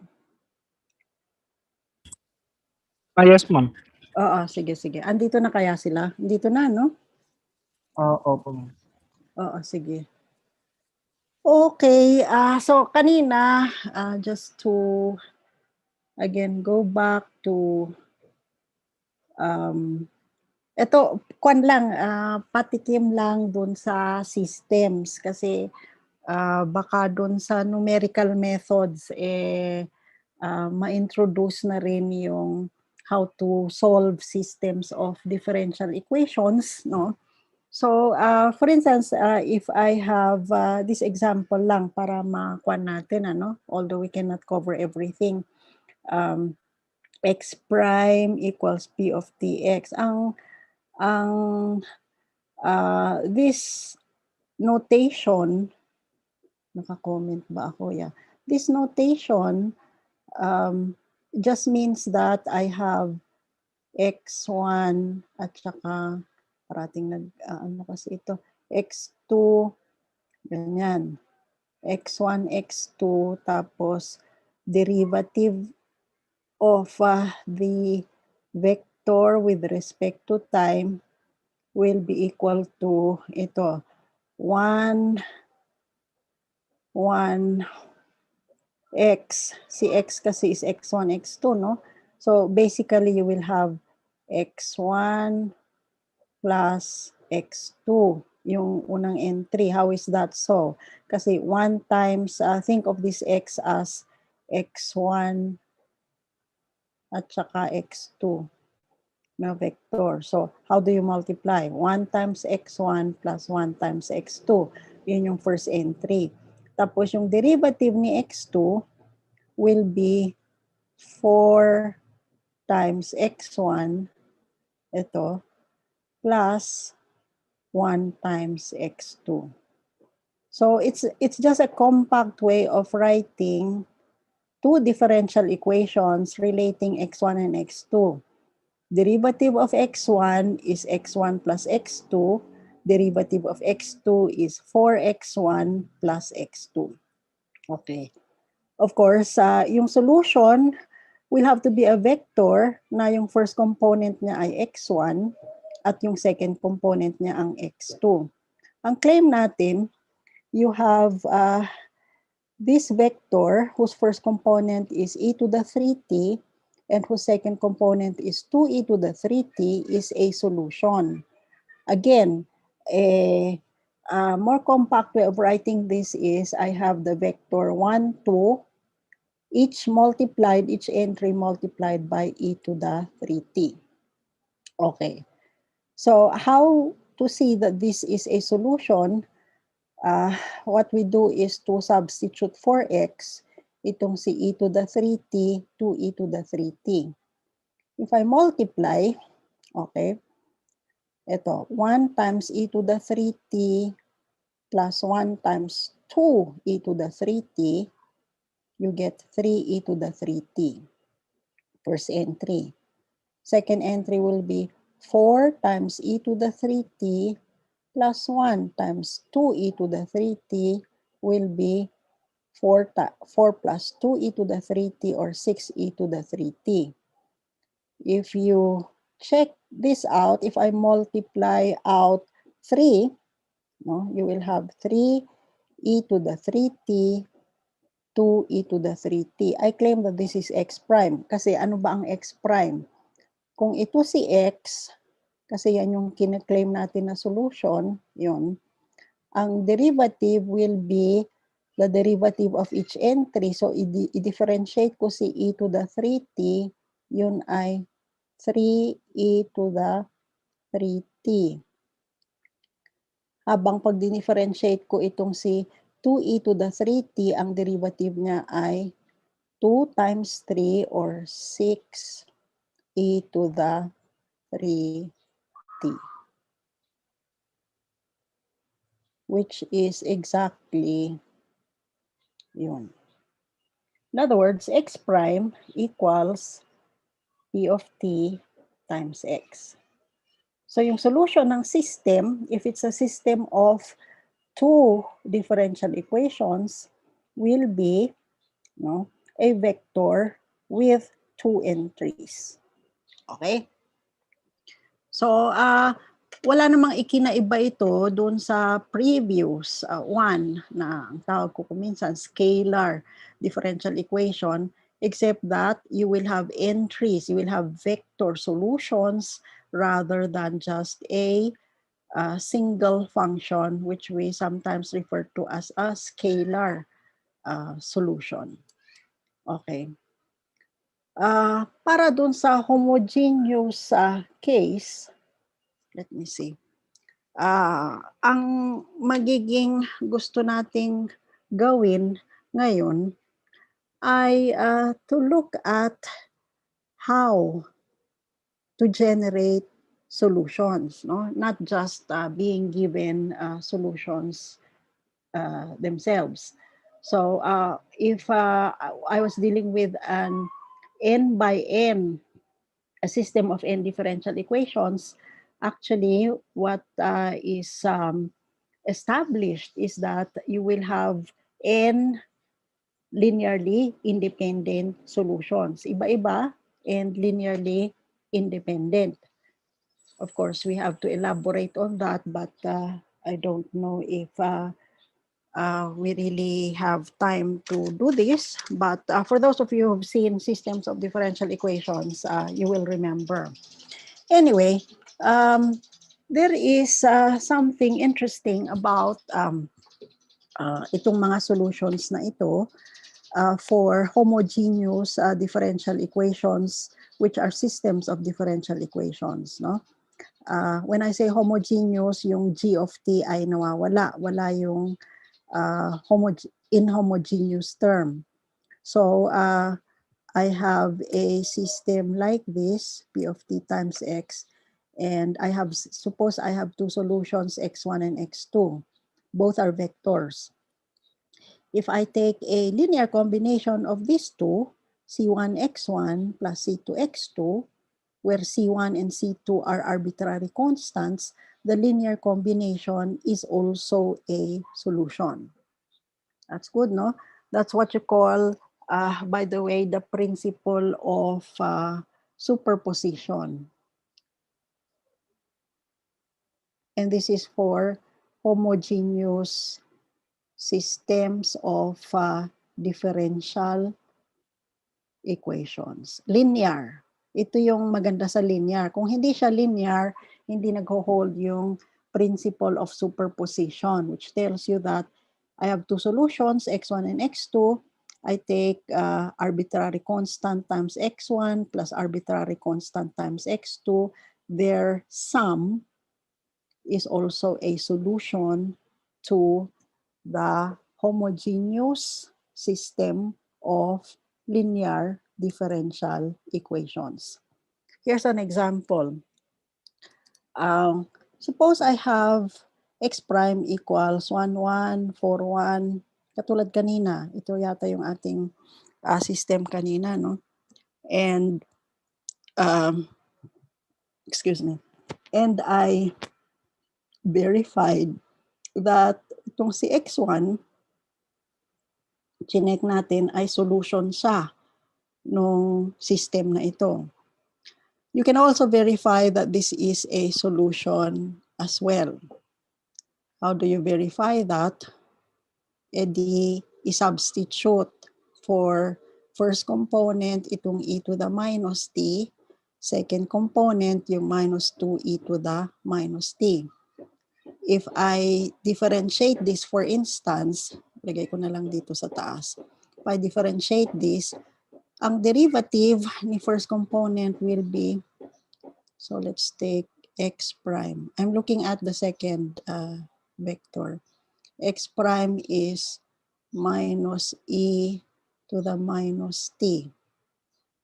Okay?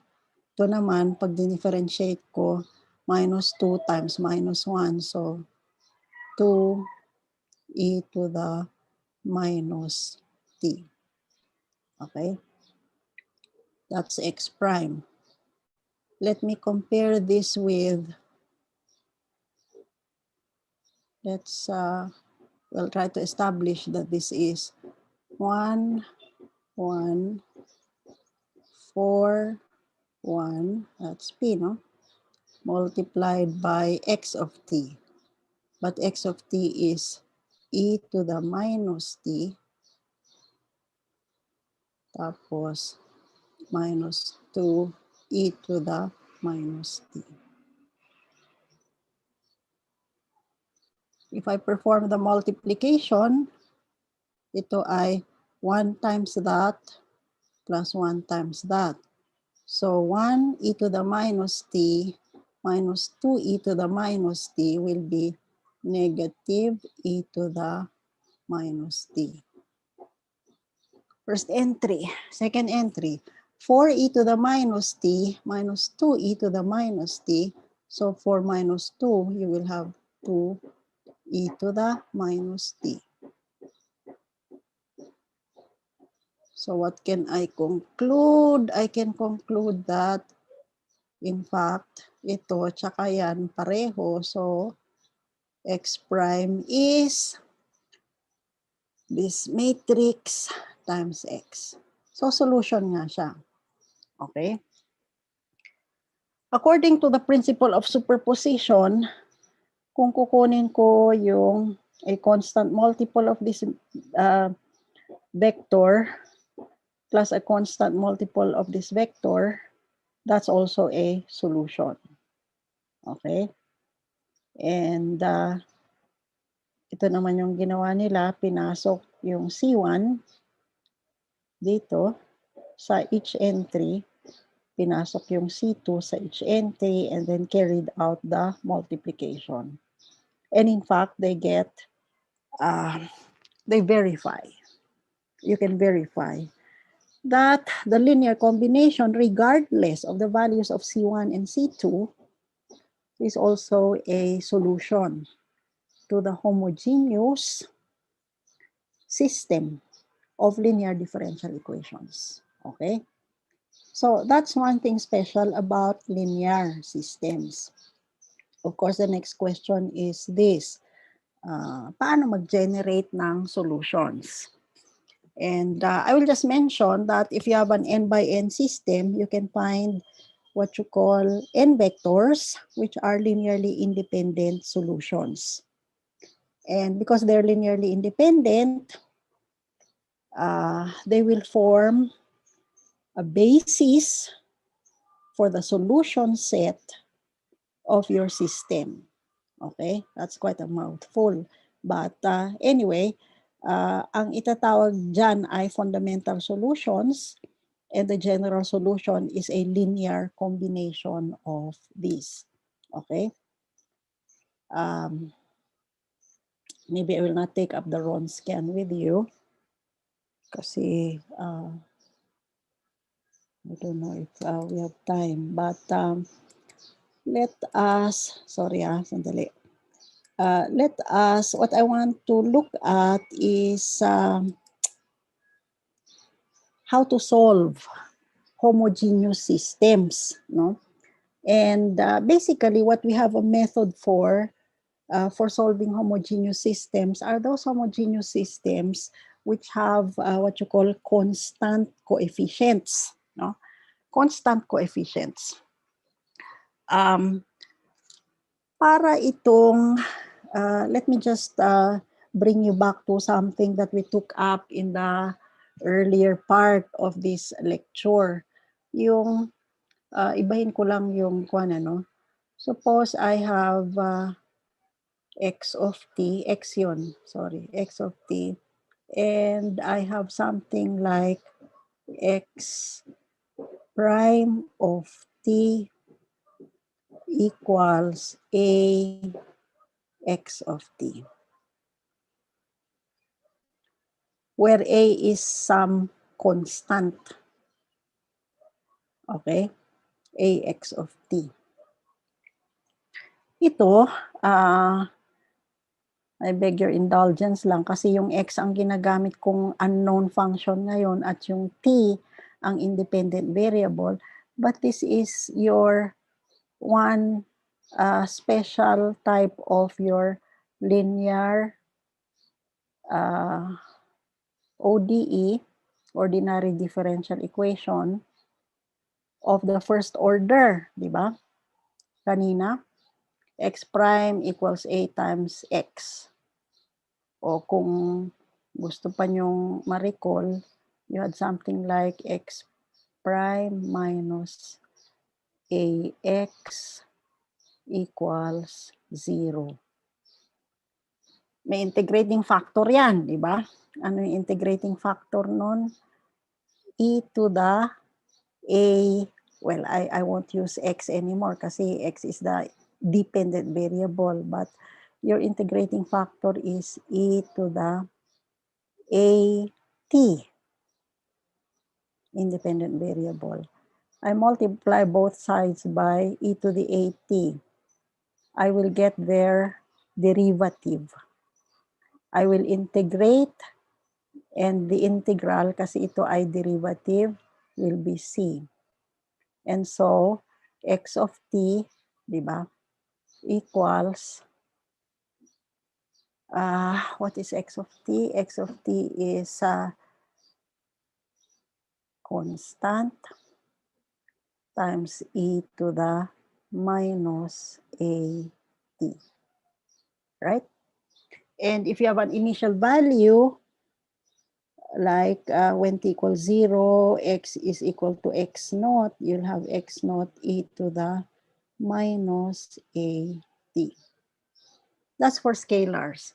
I mentioned this just because we will look at a comparable situation para sa systems. What do I mean by a comparable situation? Think of this as if I compare this with that, parang magkamukha sila, di ba? Magkamukha sila except that one is a scalar, tapos the other one is a vector. Pero small a is a constant dun sa scalar differential equation. Capital A is a matrix with constant entries. All right? With constant entries. It appears because you have constant entries using the same principle of the exponential that its derivative is just a multiple of itself. What then we look for are solutions which take this form. No? Itong form na yan. Na parang, parang yung e to the 80 times something, kanina x naught, e to the minus 80 lang. But essentially, it's still the same principle. The exponential multiplied by some vector. Okay? ito yung hahanapin nating forma because of the special property of the exponential and this having constant coefficients. Ito yung hahanapin nating form of the solution, okay, of a solution. It's not all values of r which will satisfy the equation and not all values of the vector c. C na lang yung itawag natin dito, which will satisfy this solution. In fact, meron tayong tawag kay R at meron tayong tawag kay C. If some of you have encountered yung term na eigenvalue and eigenvector, that's exactly what we have here. R, which will satisfy the differential equation where the solution is of this form, is what you call an eigenvalue for the matrix A. And C, yung sumasama kay R, kasi dalawa silang magkasama para mag-produce ng solution, this vector is what you call an eigenvector. Or sometimes you call R a characteristic value and C is a characteristic vector. Okay? So basically, how does one find the specific values of R and C? Well, if I substitute X equals constant entries yung C, okay, into the differential equation, kasi for instance, if it were a matrix like let's say A1, A2, tapos E to the RT, that means that you have A1, E to the RT, A2, E to the RT. Pag nag-differentiate ka, ang mangyayari lang naman kasi constants ito, you will have A1, A2 times R e to the RT. Nangyayari lang ang differentiation kay exponential. Okay? Think of this as your C. So, if I differentiate X, magiging R times the vector times e to the RT will be A times X. This is X. This is X prime. Okay?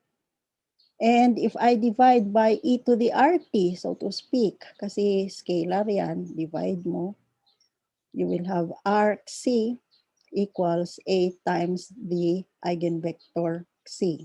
Okay?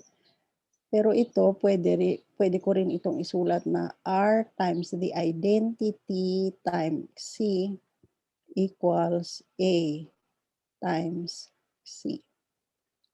Or, if I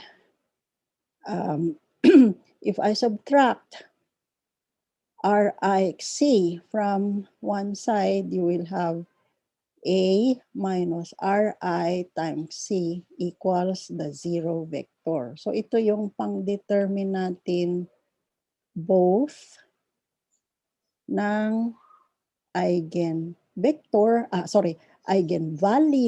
and eigenvector. In other words, to solve the homogeneous system, we must find the eigenvalues and the eigenvectors of A. And this is the form that we will use. Maybe we can illustrate. I hope I have an example here. I think we do. Okay. Suppose, ito pa rin yung kaninang differential equation, ano? I consider this homogeneous equation x prime equals ax, which has this form. System siya. So x1 prime is 1x1 plus 1x2. x2 prime is 4x1 plus x2. Pag sinabing direction field, parang ginagraph lang yung mga slopes. Alam niyo naman paano mag-determine ng slope, di ba? x1 prime, x2 prime at given points. So if I substitute C exponential of RT for x, we will have this. Kasi remember we had A minus RI times C equals 0. This is a zero vector. Okay. So, you have A minus Rix C equals 0. And so, ano si A? Ito si A, no? So, si Ri naman kasi, yung identity, remember your identity is 1, 0, 0, 1. If you multiply by R, you'll have R here and R there. That's Ri. This is equal to R times I. Okay? So, pag sinubtract ko ito kay A, magsusubtract ka lang dun sa mga diagonal. So, you have 1 minus R, 1 stays the same, 4 stays the same, 1 minus R. And then you have first component for C, second component for C. Okay? Now, by the way, what I did not mention, but what should be mentioned is that C should not be equal to 0. Otherwise, you're just dealing with a trivial solution. Trivial meaning, yung solution, magiging kwan lang, 0, 0. Di ba? Hindi natin hinahanap yung solution na yon. Because that's always a solution to the linear differential equation. Okay. So, itong matrix equation na ito, when will it have a non-zero solution? We will have to invoke a little miski college algebra Tatandaan nyo yung college algebra. If the determinant of itong A minus A minus Ri, if the determinant is equal to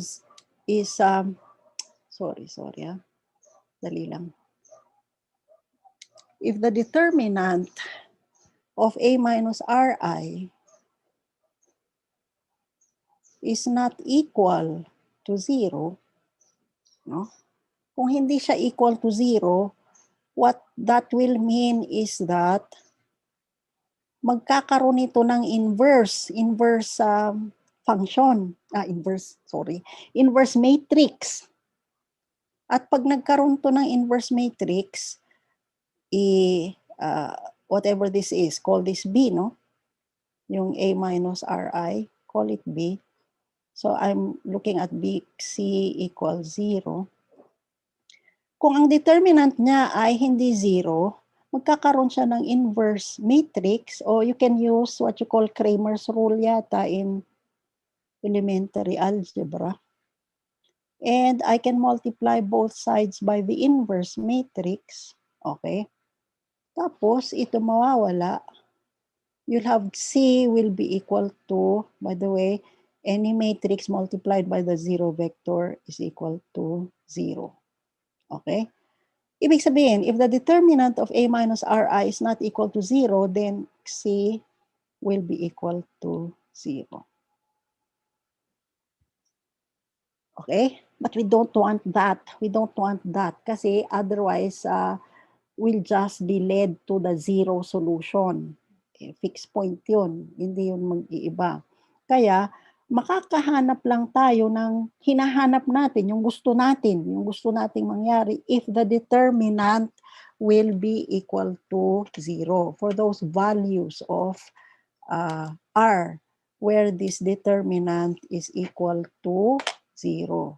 Kasi if the determinant is equal to 0, it is likely that we can find a C which is not equal to 0. Kasi hindi tayo maa-allow na mag-multiply ng inverse matrix. Okay?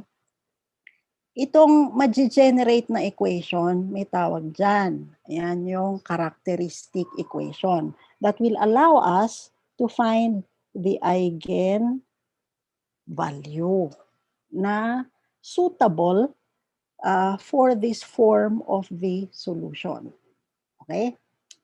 Alright. So, mangyayari, ganyan nga siya, yung itsura, Now, this is an eigenvalue problem, as I was explaining. I will now determine R so that the determinant is equal to 0 para magkaroon ako ng non-zero eigenvector. Okay? Natatandaan nyo naman siguro yung determinant. So, you multiply across the main diagonal, 1 minus r times 1 minus r is 1 minus r squared. Tapos minus the other diagonal, 4. And so, when you expand, you'll have r squared plus 1 minus 4 minus 2r. Okay? So, in-expand lang natin, naging quadratic. Tapos, i-factor out natin r minus 3 times r plus 1. Equate natin sa 0. And you will have first eigenvalue is 3. And the second eigenvalue is negative 1. Ito na yung dalawang eigenvalues. Tapos na ba tayo? Hindi pa.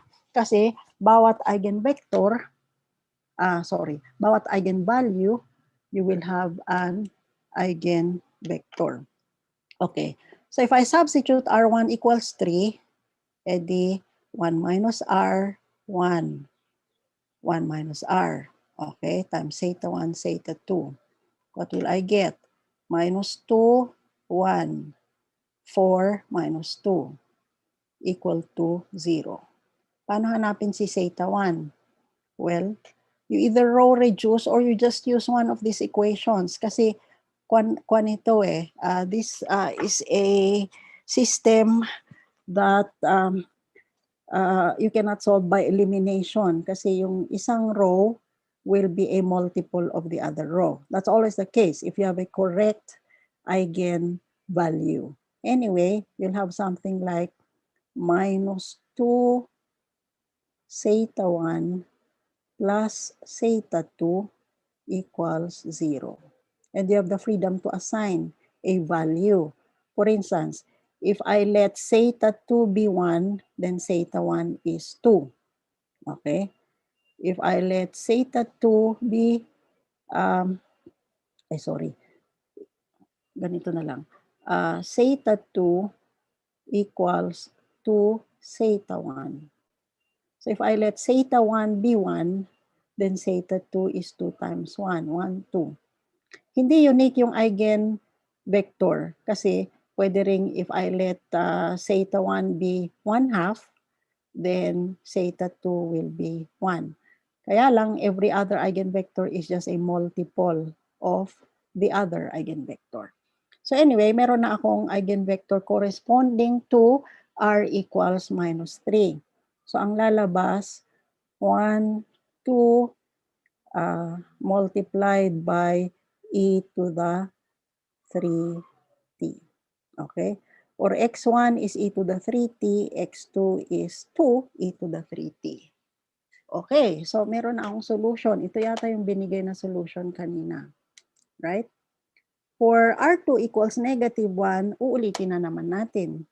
1 minus negative 1. So you have 1 plus 1. 1, 4, 1 plus 1. Theta 1, theta 2. You simplify, you have 2, 1, 4, 2. Theta 1, theta 2 equals 0, 0. Ngayon, again, I will repeat, no? Yung one row is just a multiple of the other. Dapat ma-check mo yon. Otherwise, mali ka. Okay? Kasi the determinant has to be 0. In other words, katulad nito, 2 times 2, 4 minus 4, 0. Para tama yung iyong eigenvalue. Okay? So you can of course row reduce or you can just say based on this I will have 2 theta 1 plus theta 2, di ba? Ganon. Equals 0. Ibig sabihin, theta 2 equals minus 2 theta 1. So depende. If I choose for instance theta 1 equals 1, yan, then theta 2 is negative 2 times 1. Ayun. Or multiple of this. So I can multiply by negative 1 half and you get that other one. Okay? So again, your solution for this will be 1, negative 2, all right, e to the minus t. Okay? If you remember, ito ba yung mga solutions na nakuha natin? These are the solutions which were given earlier. So in general, your general solution will be C2, multiply mo ito, tapos plus C1, ano yung kanina? E to the 3t, tapos ano na yung ating kwan? E to the 3t, 1, 2, e to the 3t. 1, 2. C1 and C2 are arbitrary constants. So in general, ang pag ano na ako, pwede kong sabihin x1 equals C1 e to the 3t plus C2 e to the negative t.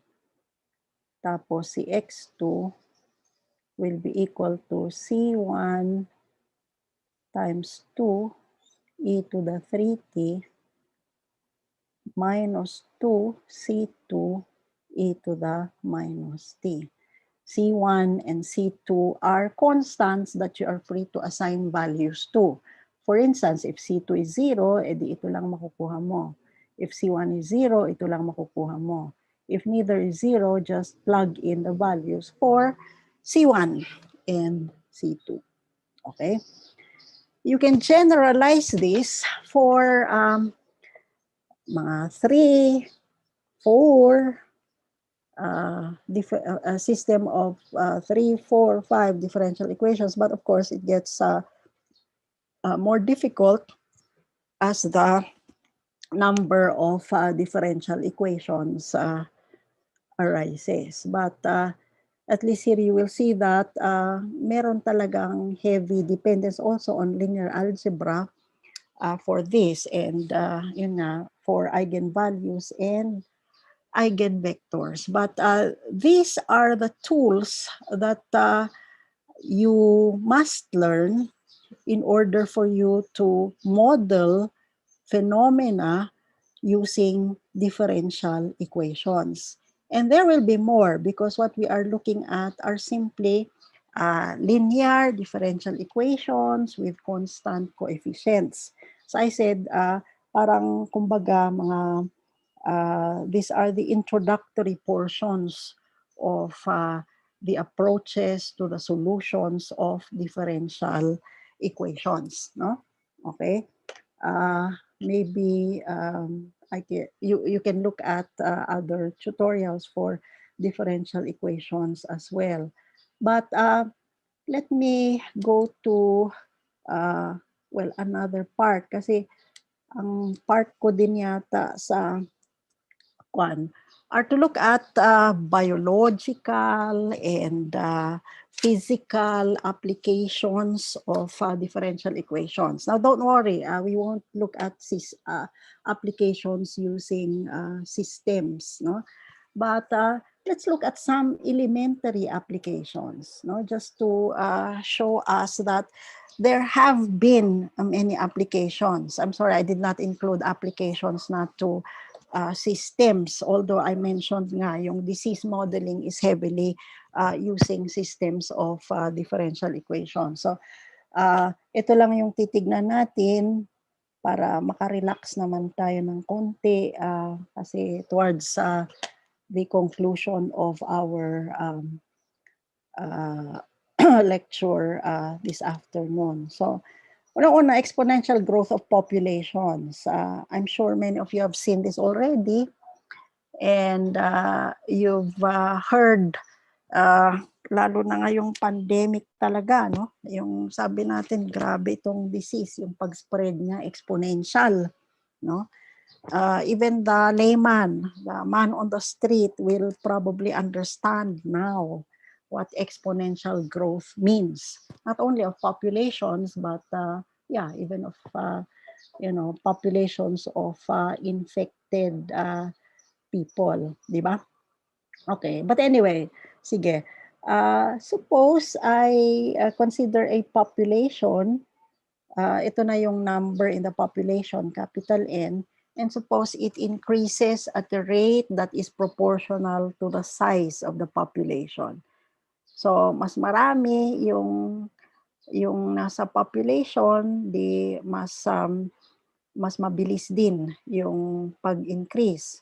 I guess this is a natural phenomenon, especially when manageable pa naman yung size ng population. In other words, I say this, for instance, in my introductory courses in differential equations. Nung unang panahon, kukunti pa ang population. So, parang very slow ang growth kasi kukunti pa ang reproductive individuals. But as the size of the population increases, because there are more and more reproductive individuals, then mas mabilis yung pag-increase. So nagkakaroon ng, kung minsan tawag nila noon, nung unang panahon, population explosion. So that's a phenomenon of exponential growth.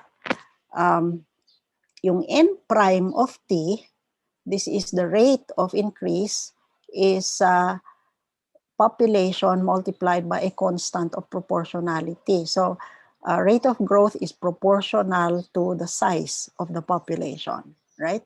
Okay. By now, we know we should recognize kung meron tayong napulot dun sa first part ng lecture, we should recognize this differential equation as about the simplest differential equation one might expect in the applications, no? Kasi linear siya, di ba, in t. So you have n prime minus k n of t equals 0.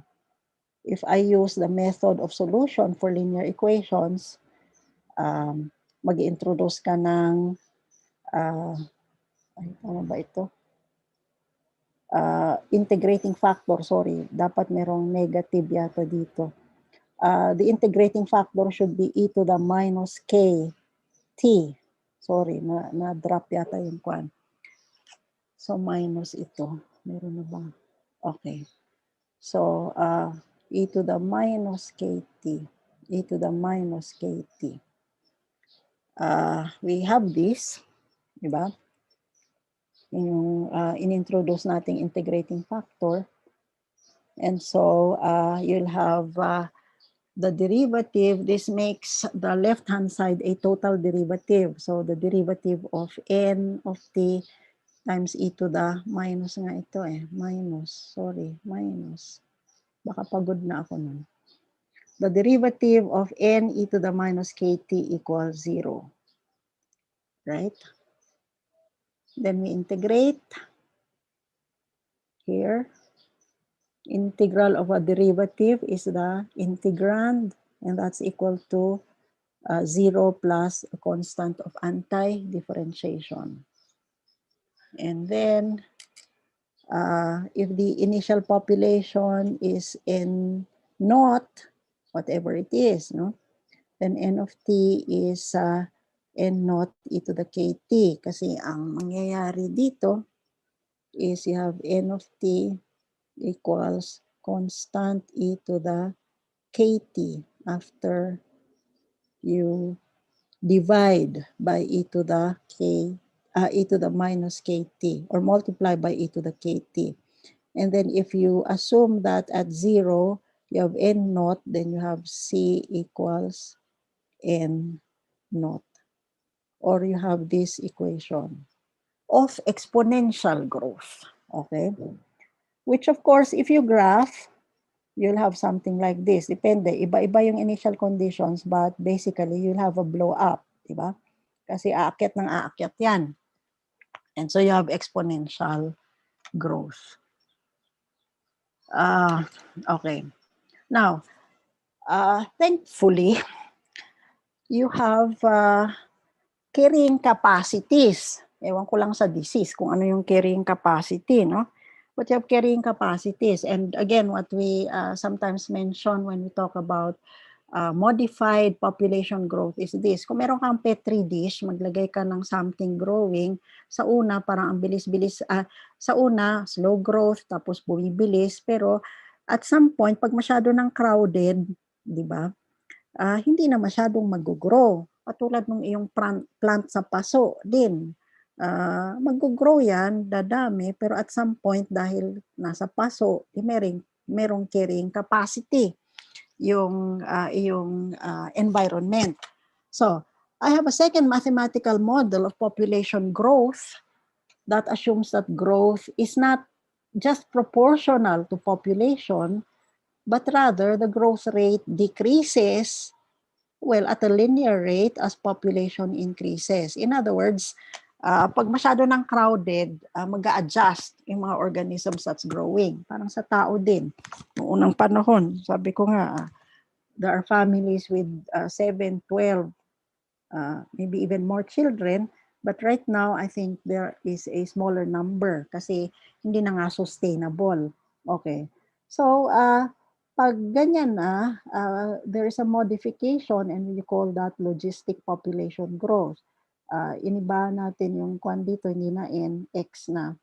The rate of growth will be x times b minus ax. Dati kasi, dx dt, n kanina yung ginamit ko, dx dt is just a constant, okay, times x. Rate of growth is proportional to the population. Pwede kong isulat na constant times x. Pero, so yung rate of growth ay dati ganyan lang, no? Constant. Pero, ang na-observe naman, pag lumalaki masyado ang population, yung rate of growth ay hindi na level, kundi it's linearly decreases. Ganyan. With population increasing, the rate of growth decreases. So, imbis na just B, you have B minus AX.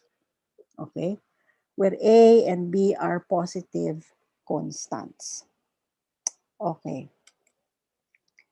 Itong equation na ito, tawag dito logistic equation. And for this equation, obviously, hindi ito linear, di ba? Bakit hindi ito linear? Kasi, remember here, x is parang yung y. That's the dependent variable. So you'll have something like x prime equals bx minus ax squared. Ito yung problema. That makes it non-linear. So, hindi na uubra yung ating solution kanina, di ba? But we can do separation of variables. How do I do separation of variables? Well, x prime is dx dt, di ba? So, you will have dx, sorry, hindi ko na nilagay yung details, but I'll have something like from here, no? From here, I'll have dx over x times b minus ax equals dt. Kasi yung dx dt naman siya. So I have separated the variables. Now, I need to do partial fractions for the purpose of integrating this time. Kasi pwede na mag-integrate pag nakaseparate ka na ng variables. So ang ginawa ko, ang gagawin natin ay ihiwalay natin sa dalawang fractions si 1 over x times b minus ax. And I hope that you remember the method of partial fractions from calculus that allows you to separate into two fractions. So, 1 over x at saka a over b minus x. Machi-check nyo naman kasi pag in-add nyo ulit, pag kinombine nyo, you'll have b minus ax plus ax. Matitira b over x times b minus ax. Yung natirang b, i-divide nyo ng b. So, tama lang itong expansion na ito dito. And that's equal to dt. Okay. Pag nag-integrate tayo, ganyan siya. Okay? Mag-integrate muna tayo. Sorry, nilagay ko na kaagad yan. Ang mangyayari ay ganito. I will have, remember, B and A are constant. So you will have something like 1 over B times, yung integral ni 1 over x ay ln absolute x. Pero population pala ito, baka pwede ko nang i-drop yung absolute value. Plus A over B, icon pala ito, no? Minus A. So minus, sorry. I hope nasusundan pa natin. Alam ko pagod na kayo. Sorry ha, pero tiis-tiis lang konti. Okay. Minus A ba yun?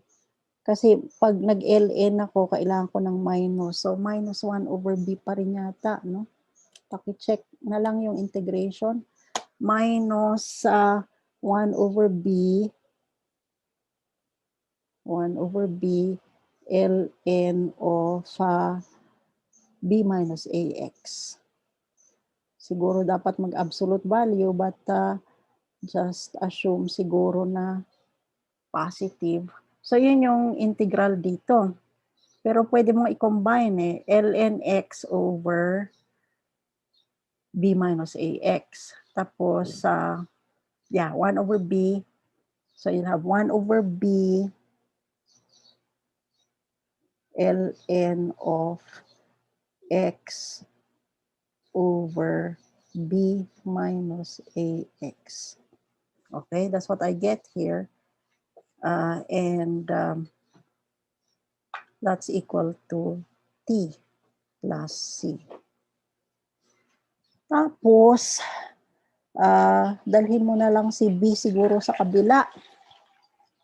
Si 1 over B. So, I'll erase this. Tapos, B. Tapos, absorb mo na kay C yung si B. Basta BT plus C.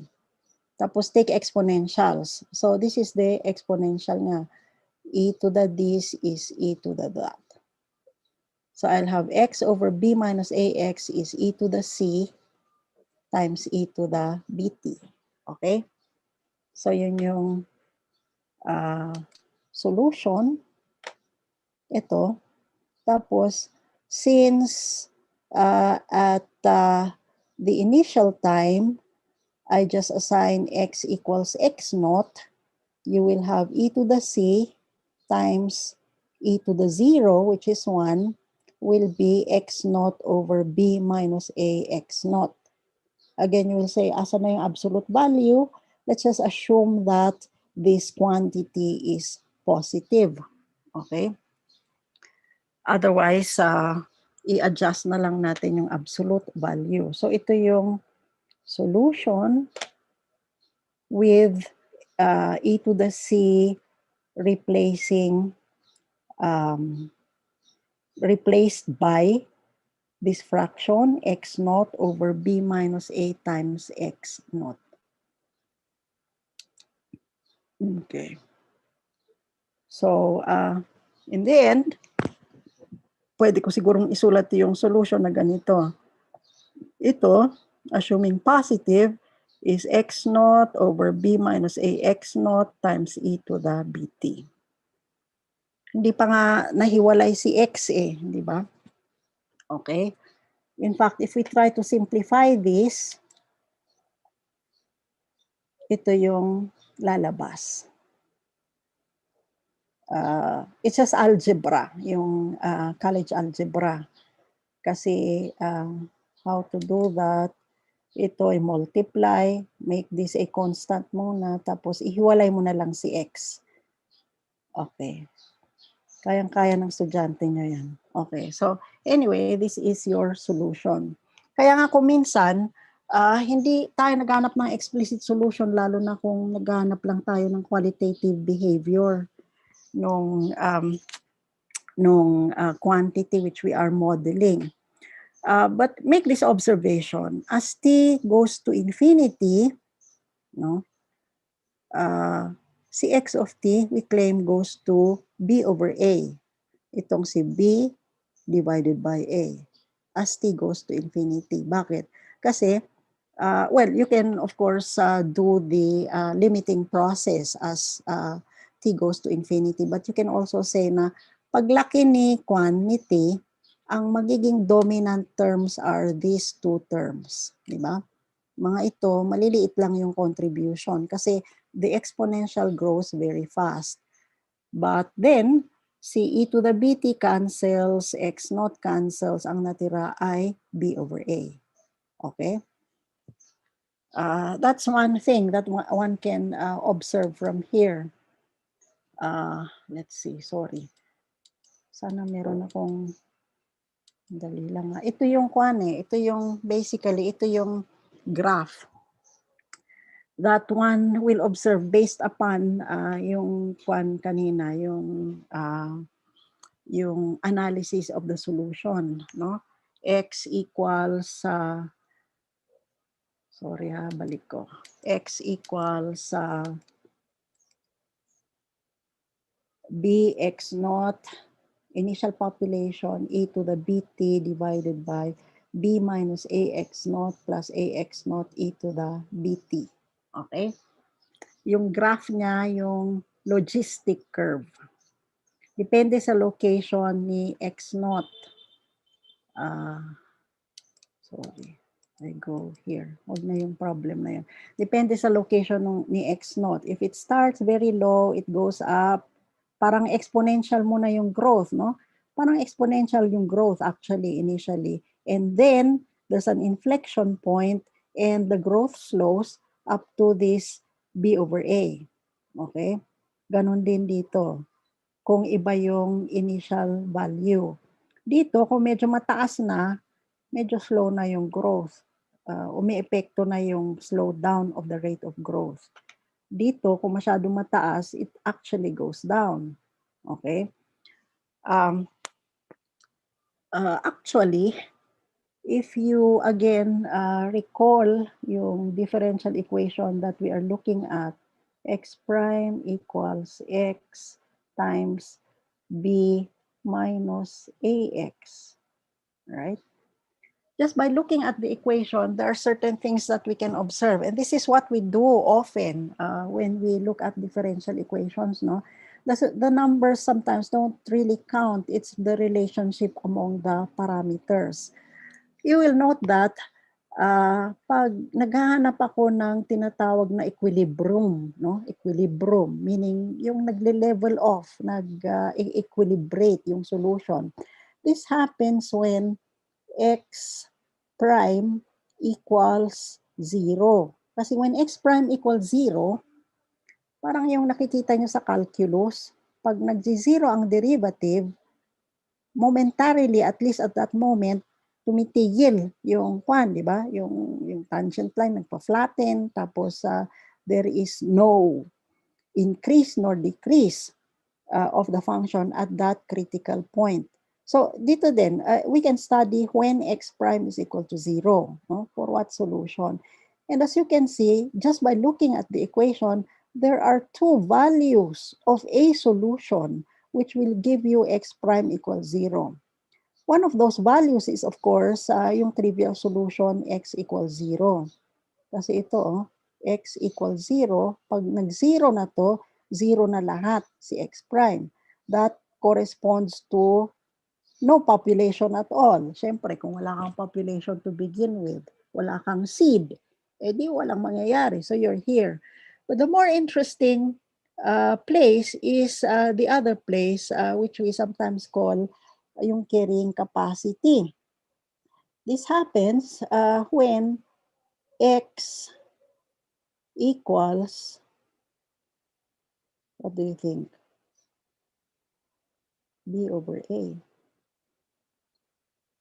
Diba? Kasi kung lagay mo si B over A dito, you will have B minus B.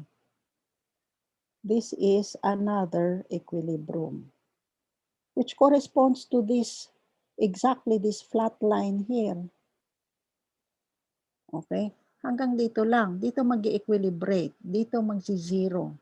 Of course, these solutions do not, katulad kanina yung graph natin na ibang differential equations, these solutions do not exactly hit x equals b over a, but they tend towards x equals b over a. That's logistic growth. Diyan yung favorite buzzword nila ngayon, sustainable. Ito hanggang dito lang yung carrying capacity, di ba? Nung ng environment which fosters the growth of the population. Okay. Sige, yung isang example hindi ko na siguro masyadong Newton's law of cooling kasi physical din yung hinahanap natin na application. Let's look at Newton's law of cooling. Sorry, dito muna. Si Newton, he states that the rate of change of temperature of an object is proportional to the difference between its own temperature and the ambient temperature, meaning the temperature of the environment. So, kunyari, if you have a cup of coffee, tapos malamig yung umaga, pag iniwan mo yung kape, magkukul yan. Alright?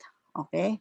Or kung meron kang block of ice, nilabas mo, tapos mainit sa labas, yung ice ay magme-melt and the water will eventually go towards the temperature of the outside. That's Newton's law of cooling. Rate of change of the temperature is proportional to the difference between its own temperature and the temperature outside. So kung konti lang yung difference nung temperature, mabagal yung pag-change. Pero kung masyadong malaki yung difference, then mabilis yung pag-change ng temperature. Okay. So, if I write the differential equation, it is this. If U is temperature, the rate of change of temperature is, ito yung difference, no? The difference of the temperature minus some constant, which is the constant temperature outside. Siguro dapat iniba ko yung K. Maybe U something, no? Kasi ito yung constant of proportionality. Mali eh. Siguro sorry. One bad practice. Dapat iba ito, gawin mong C. Kasi yung subscript dyan ay hindi related to this constant of proportionality. Anyway, be that as it may, if I solve this differential equation, no? Kasi ano ba to? Linear, no? Is this linear? It's linear because you have something like U prime plus K times U equals K times, let's just call this U ambient, U sub A. Sorry, dapat A yan. E di linear siya kasi constant ito. Sorry, dapat yun nga. So what is the integrating factor? E to the K T. Diba? Okay. But anyway, all right. So if I solve this differential equation, what we will have will be, kasi you'll have something like this, equals, ano na siya? K U sub A. Tapos, i-differentiate natin, i-integrate. Pagod na yata ako. U e to the KT equals K U naught T plus a constant. And then, you divide by e to the KT, and pag nag-divide tayo, KU naught. Okay. DT. Yeah. If I divide, will I get that? KU naught. Sorry, KU naught e to the KT pala. E to the KT. Alright. So when we divide, you will get U equals ambient temperature plus a constant times e to the kT. Sorry, pakikuha na lang. Paki-solve. So at t equals 0, U equals U naught. Then you will have C equals yung original temperature minus ambient temperature. So finally, the temperature at any given time will be ambient plus initial minus ambient times e to the minus kT. Okay, so that's Newton's law of cooling. Mag-example pa ba tayo? Malapit na yata tayong kailangan. Hanggang anong oras tayo, Junius? Trisha?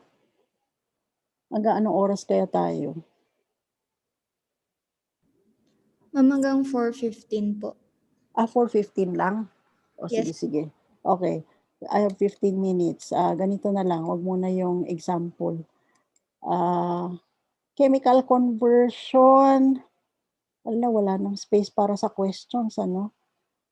There's also chemical conversion, yung kunyari yung carbon dating, the amount of unconverted substance at some specified time is given by this differential equation. dx dt is minus kx. So ito naman, ang tawag dito, exponential decay. K is assumed to be a positive constant. So x is decaying proportional to the amount at any given time. So pag sinolve natin yung differential equation, linear ulit yan, you will have x equals constant times e to the minus kt.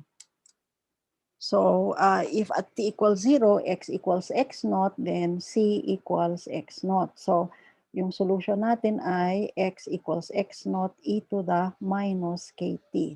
So exponential pa rin ito, exponential change. An example would be for radium, which decomposes at a rate proportional to the quantity of radium present. Now, suppose it is found that in 25 years, approximately 1.1% of certain quantity of radium has decomposed. Ito matagal yung decomposition eh. Imagine in 25 years, only 1.1% has decomposed. So we are to determine how long it will take for 1/2 of the original amount of the radium to decompose. In solving this, I have this differential equation whose solution is x equals x naught e to the minus kt. It's also known that when t equals 25 years, the amount that remains is x naught minus 1.1% of x naught. So in terms of decimals, that's what is remaining kasi 1.1% lang ang nag-decay. So what remains is 0.989 x naught. So I'll have 0.989 x naught is x naught e to the minus 25k nung sinubstitute ko si t dito na 25. So if you're looking at this, pwedeng mag-cancel kasi itong si x naught. And e to the minus k will be 0.989 raised to the 1 over 25. Kasi i-raise mo to the 1 over 25 both sides para mawala si 25 na power on the right. So x equals x naught times 0.989 to the 1 over 25t. Kaya for 1/2 of the original amount of radium to decompose, we put this in. 1/2 x naught is x naught 0.989 to the 1 over 25t. Or if I cancel the x naught, doesn't matter how much was there originally, I will have 0.5 tapos erase mo na lang to the 25, no? Para mawala ito. is 0.989 to the t, or t is 25 times the natural logarithm of 0.5 divided by the natural logarithm of 0.989. Siguro mako-compute nyo ito. Napakalaki ng t. Try nyong i-compute. Kasi you'll have ln of 0.5 if something less than 1, the same with ln of 0.989.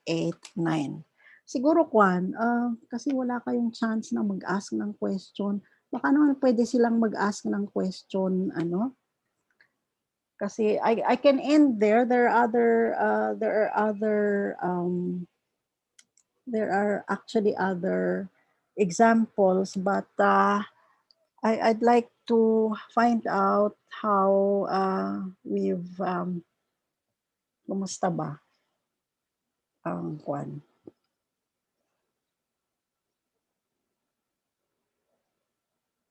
Ay, ano to? B and C are constants considered as C na lang daw. Okay. It's 4:10. May I know, or may I hear from the participants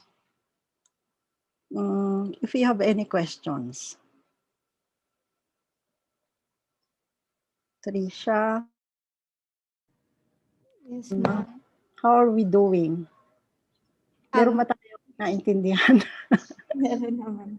Meron naman, oo. Sorry, medyo I wanted to cover as much as possible.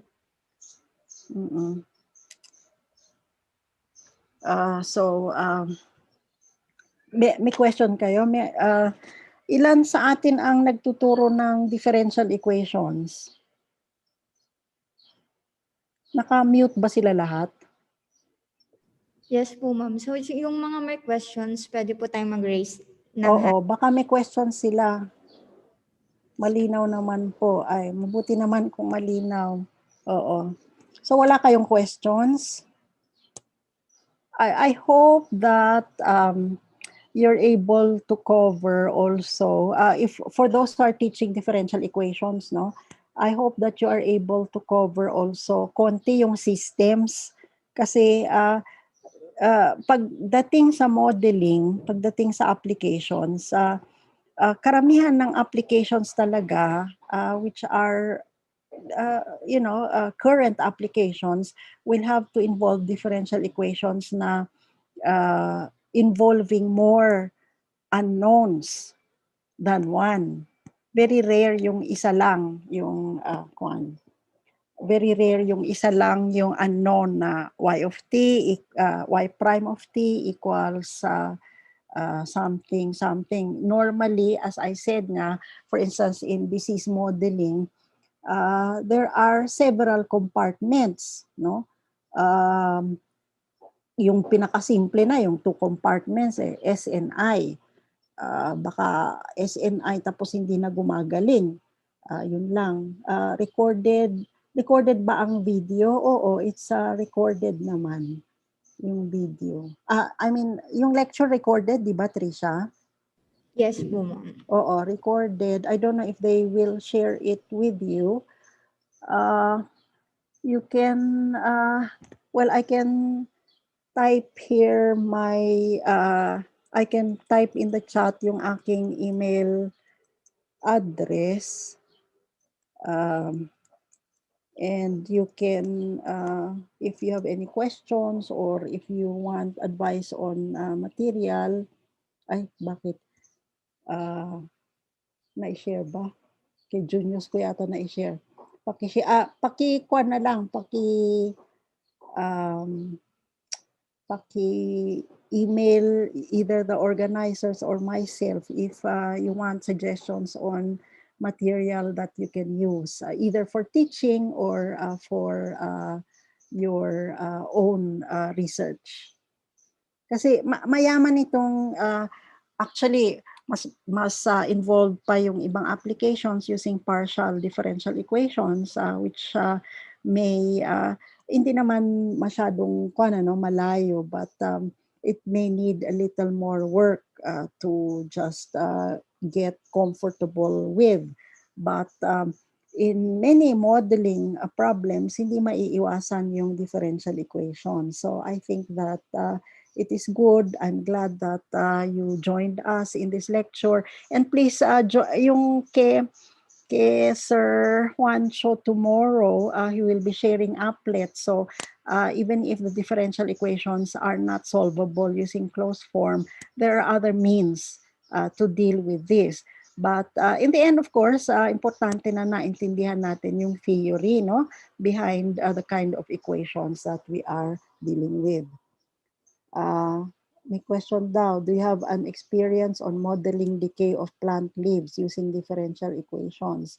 Wala pa akong naano na ganun, but of course you can, depende kasi, you have to talk to a biologist and then understand kung ano yung mechanism for the decay of plant leaves. Depende rin sa plant, di ba? Depende sa plant or depende sa nature of what is decaying at saka depende sa environment. Do you want it to decay fast? Maybe yung parameters nga ang i-determine mo. But that's interesting, Mr. Pedralves. You can look into that. Maraming biological biological applications of modeling using differential equations. One just hopes that more of our biologists will also try to work with differential equations. Okay, ano pa? All right. Sayang hindi tayo nagkikita-kita, pero thank you very much for joining us in the lecture and I wish you would continue. Mas interesting pa yung mga susunod dahil you will learn ang parang inano natin ngayon, mano-mano halos, no? Ng kwan. By the way, miski yung GeoGebra lang, try GeoGebra. Tapos there are some simple differential equations that GeoGebra produces solutions. Ito yung command yata, solve ODE, tapos ilagay mo yung function, tapos ilagay mo yung independent variable, basta solve ODE, tignan nyo yung kwan, hindi facts, F, X yata yun, na kwan, command if you're using GeoGebra. Yung mga graphs na ginamit ko kanina, for simple graphing, I just use GeoGebra. You can also look at WinPlot kasi si WinPlot does graphing of ito na naman kay Junius na naman. You can also use WinPlot for graphing of scalar differential equations or systems of differential equations 2 by 2. Okay na yata, 4:15 na. Unless you have more questions, let me know. Sige. So, maraming salamat. Okay na yata, Junius? Ayan. Thank you, Ma'am Presi, for that very informative lecture on linear differential equations. So before we proceed sa photo op, may we remind everyone that the link for the evaluation form is now posted. For those who are watching via Zoom, please check the chat box. And for those who are watching via YouTube, please check the live comment section. Yeah. So for your convenience, you may access the evaluation form by scanning the QR code.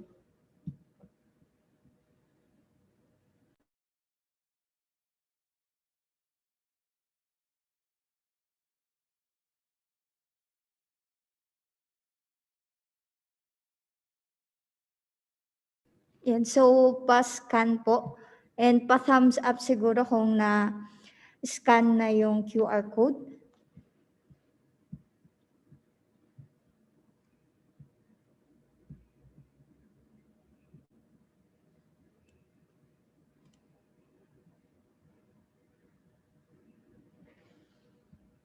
Ayan. So I hope na-scan na and nakapag-evaluate na tayo.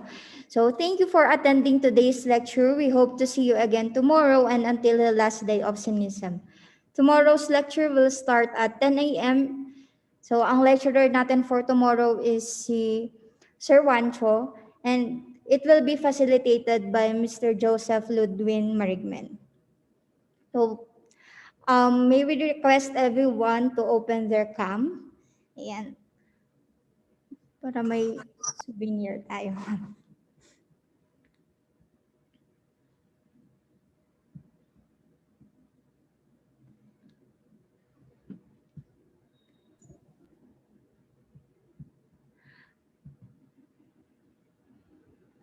And pa-assist na lang ako sa picture taking, Miss Emme.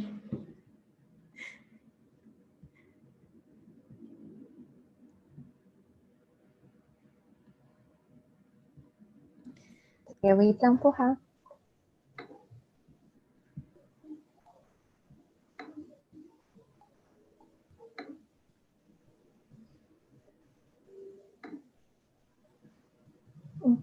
Okay, 1, 2, 3. Okay. Isa pa po.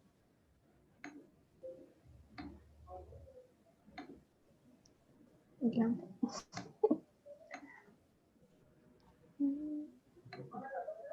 1, 2, 3. Okay. Okay na po.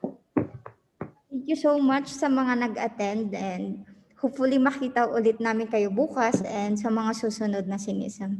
Salamat. Thank you po, Ma'am Presi. Bye-bye. Salamat, Ma'am Presi. Salamat po. Thank you, ma'am. Thank you. Thank you See po. you. Bye-bye. Thank you, Ma'am Presi. Thank you. Thank you, Ma'am Presi. Thank you, ma'am. Thank you. Salamat na. Thank you for coming. Thank you, ma'am.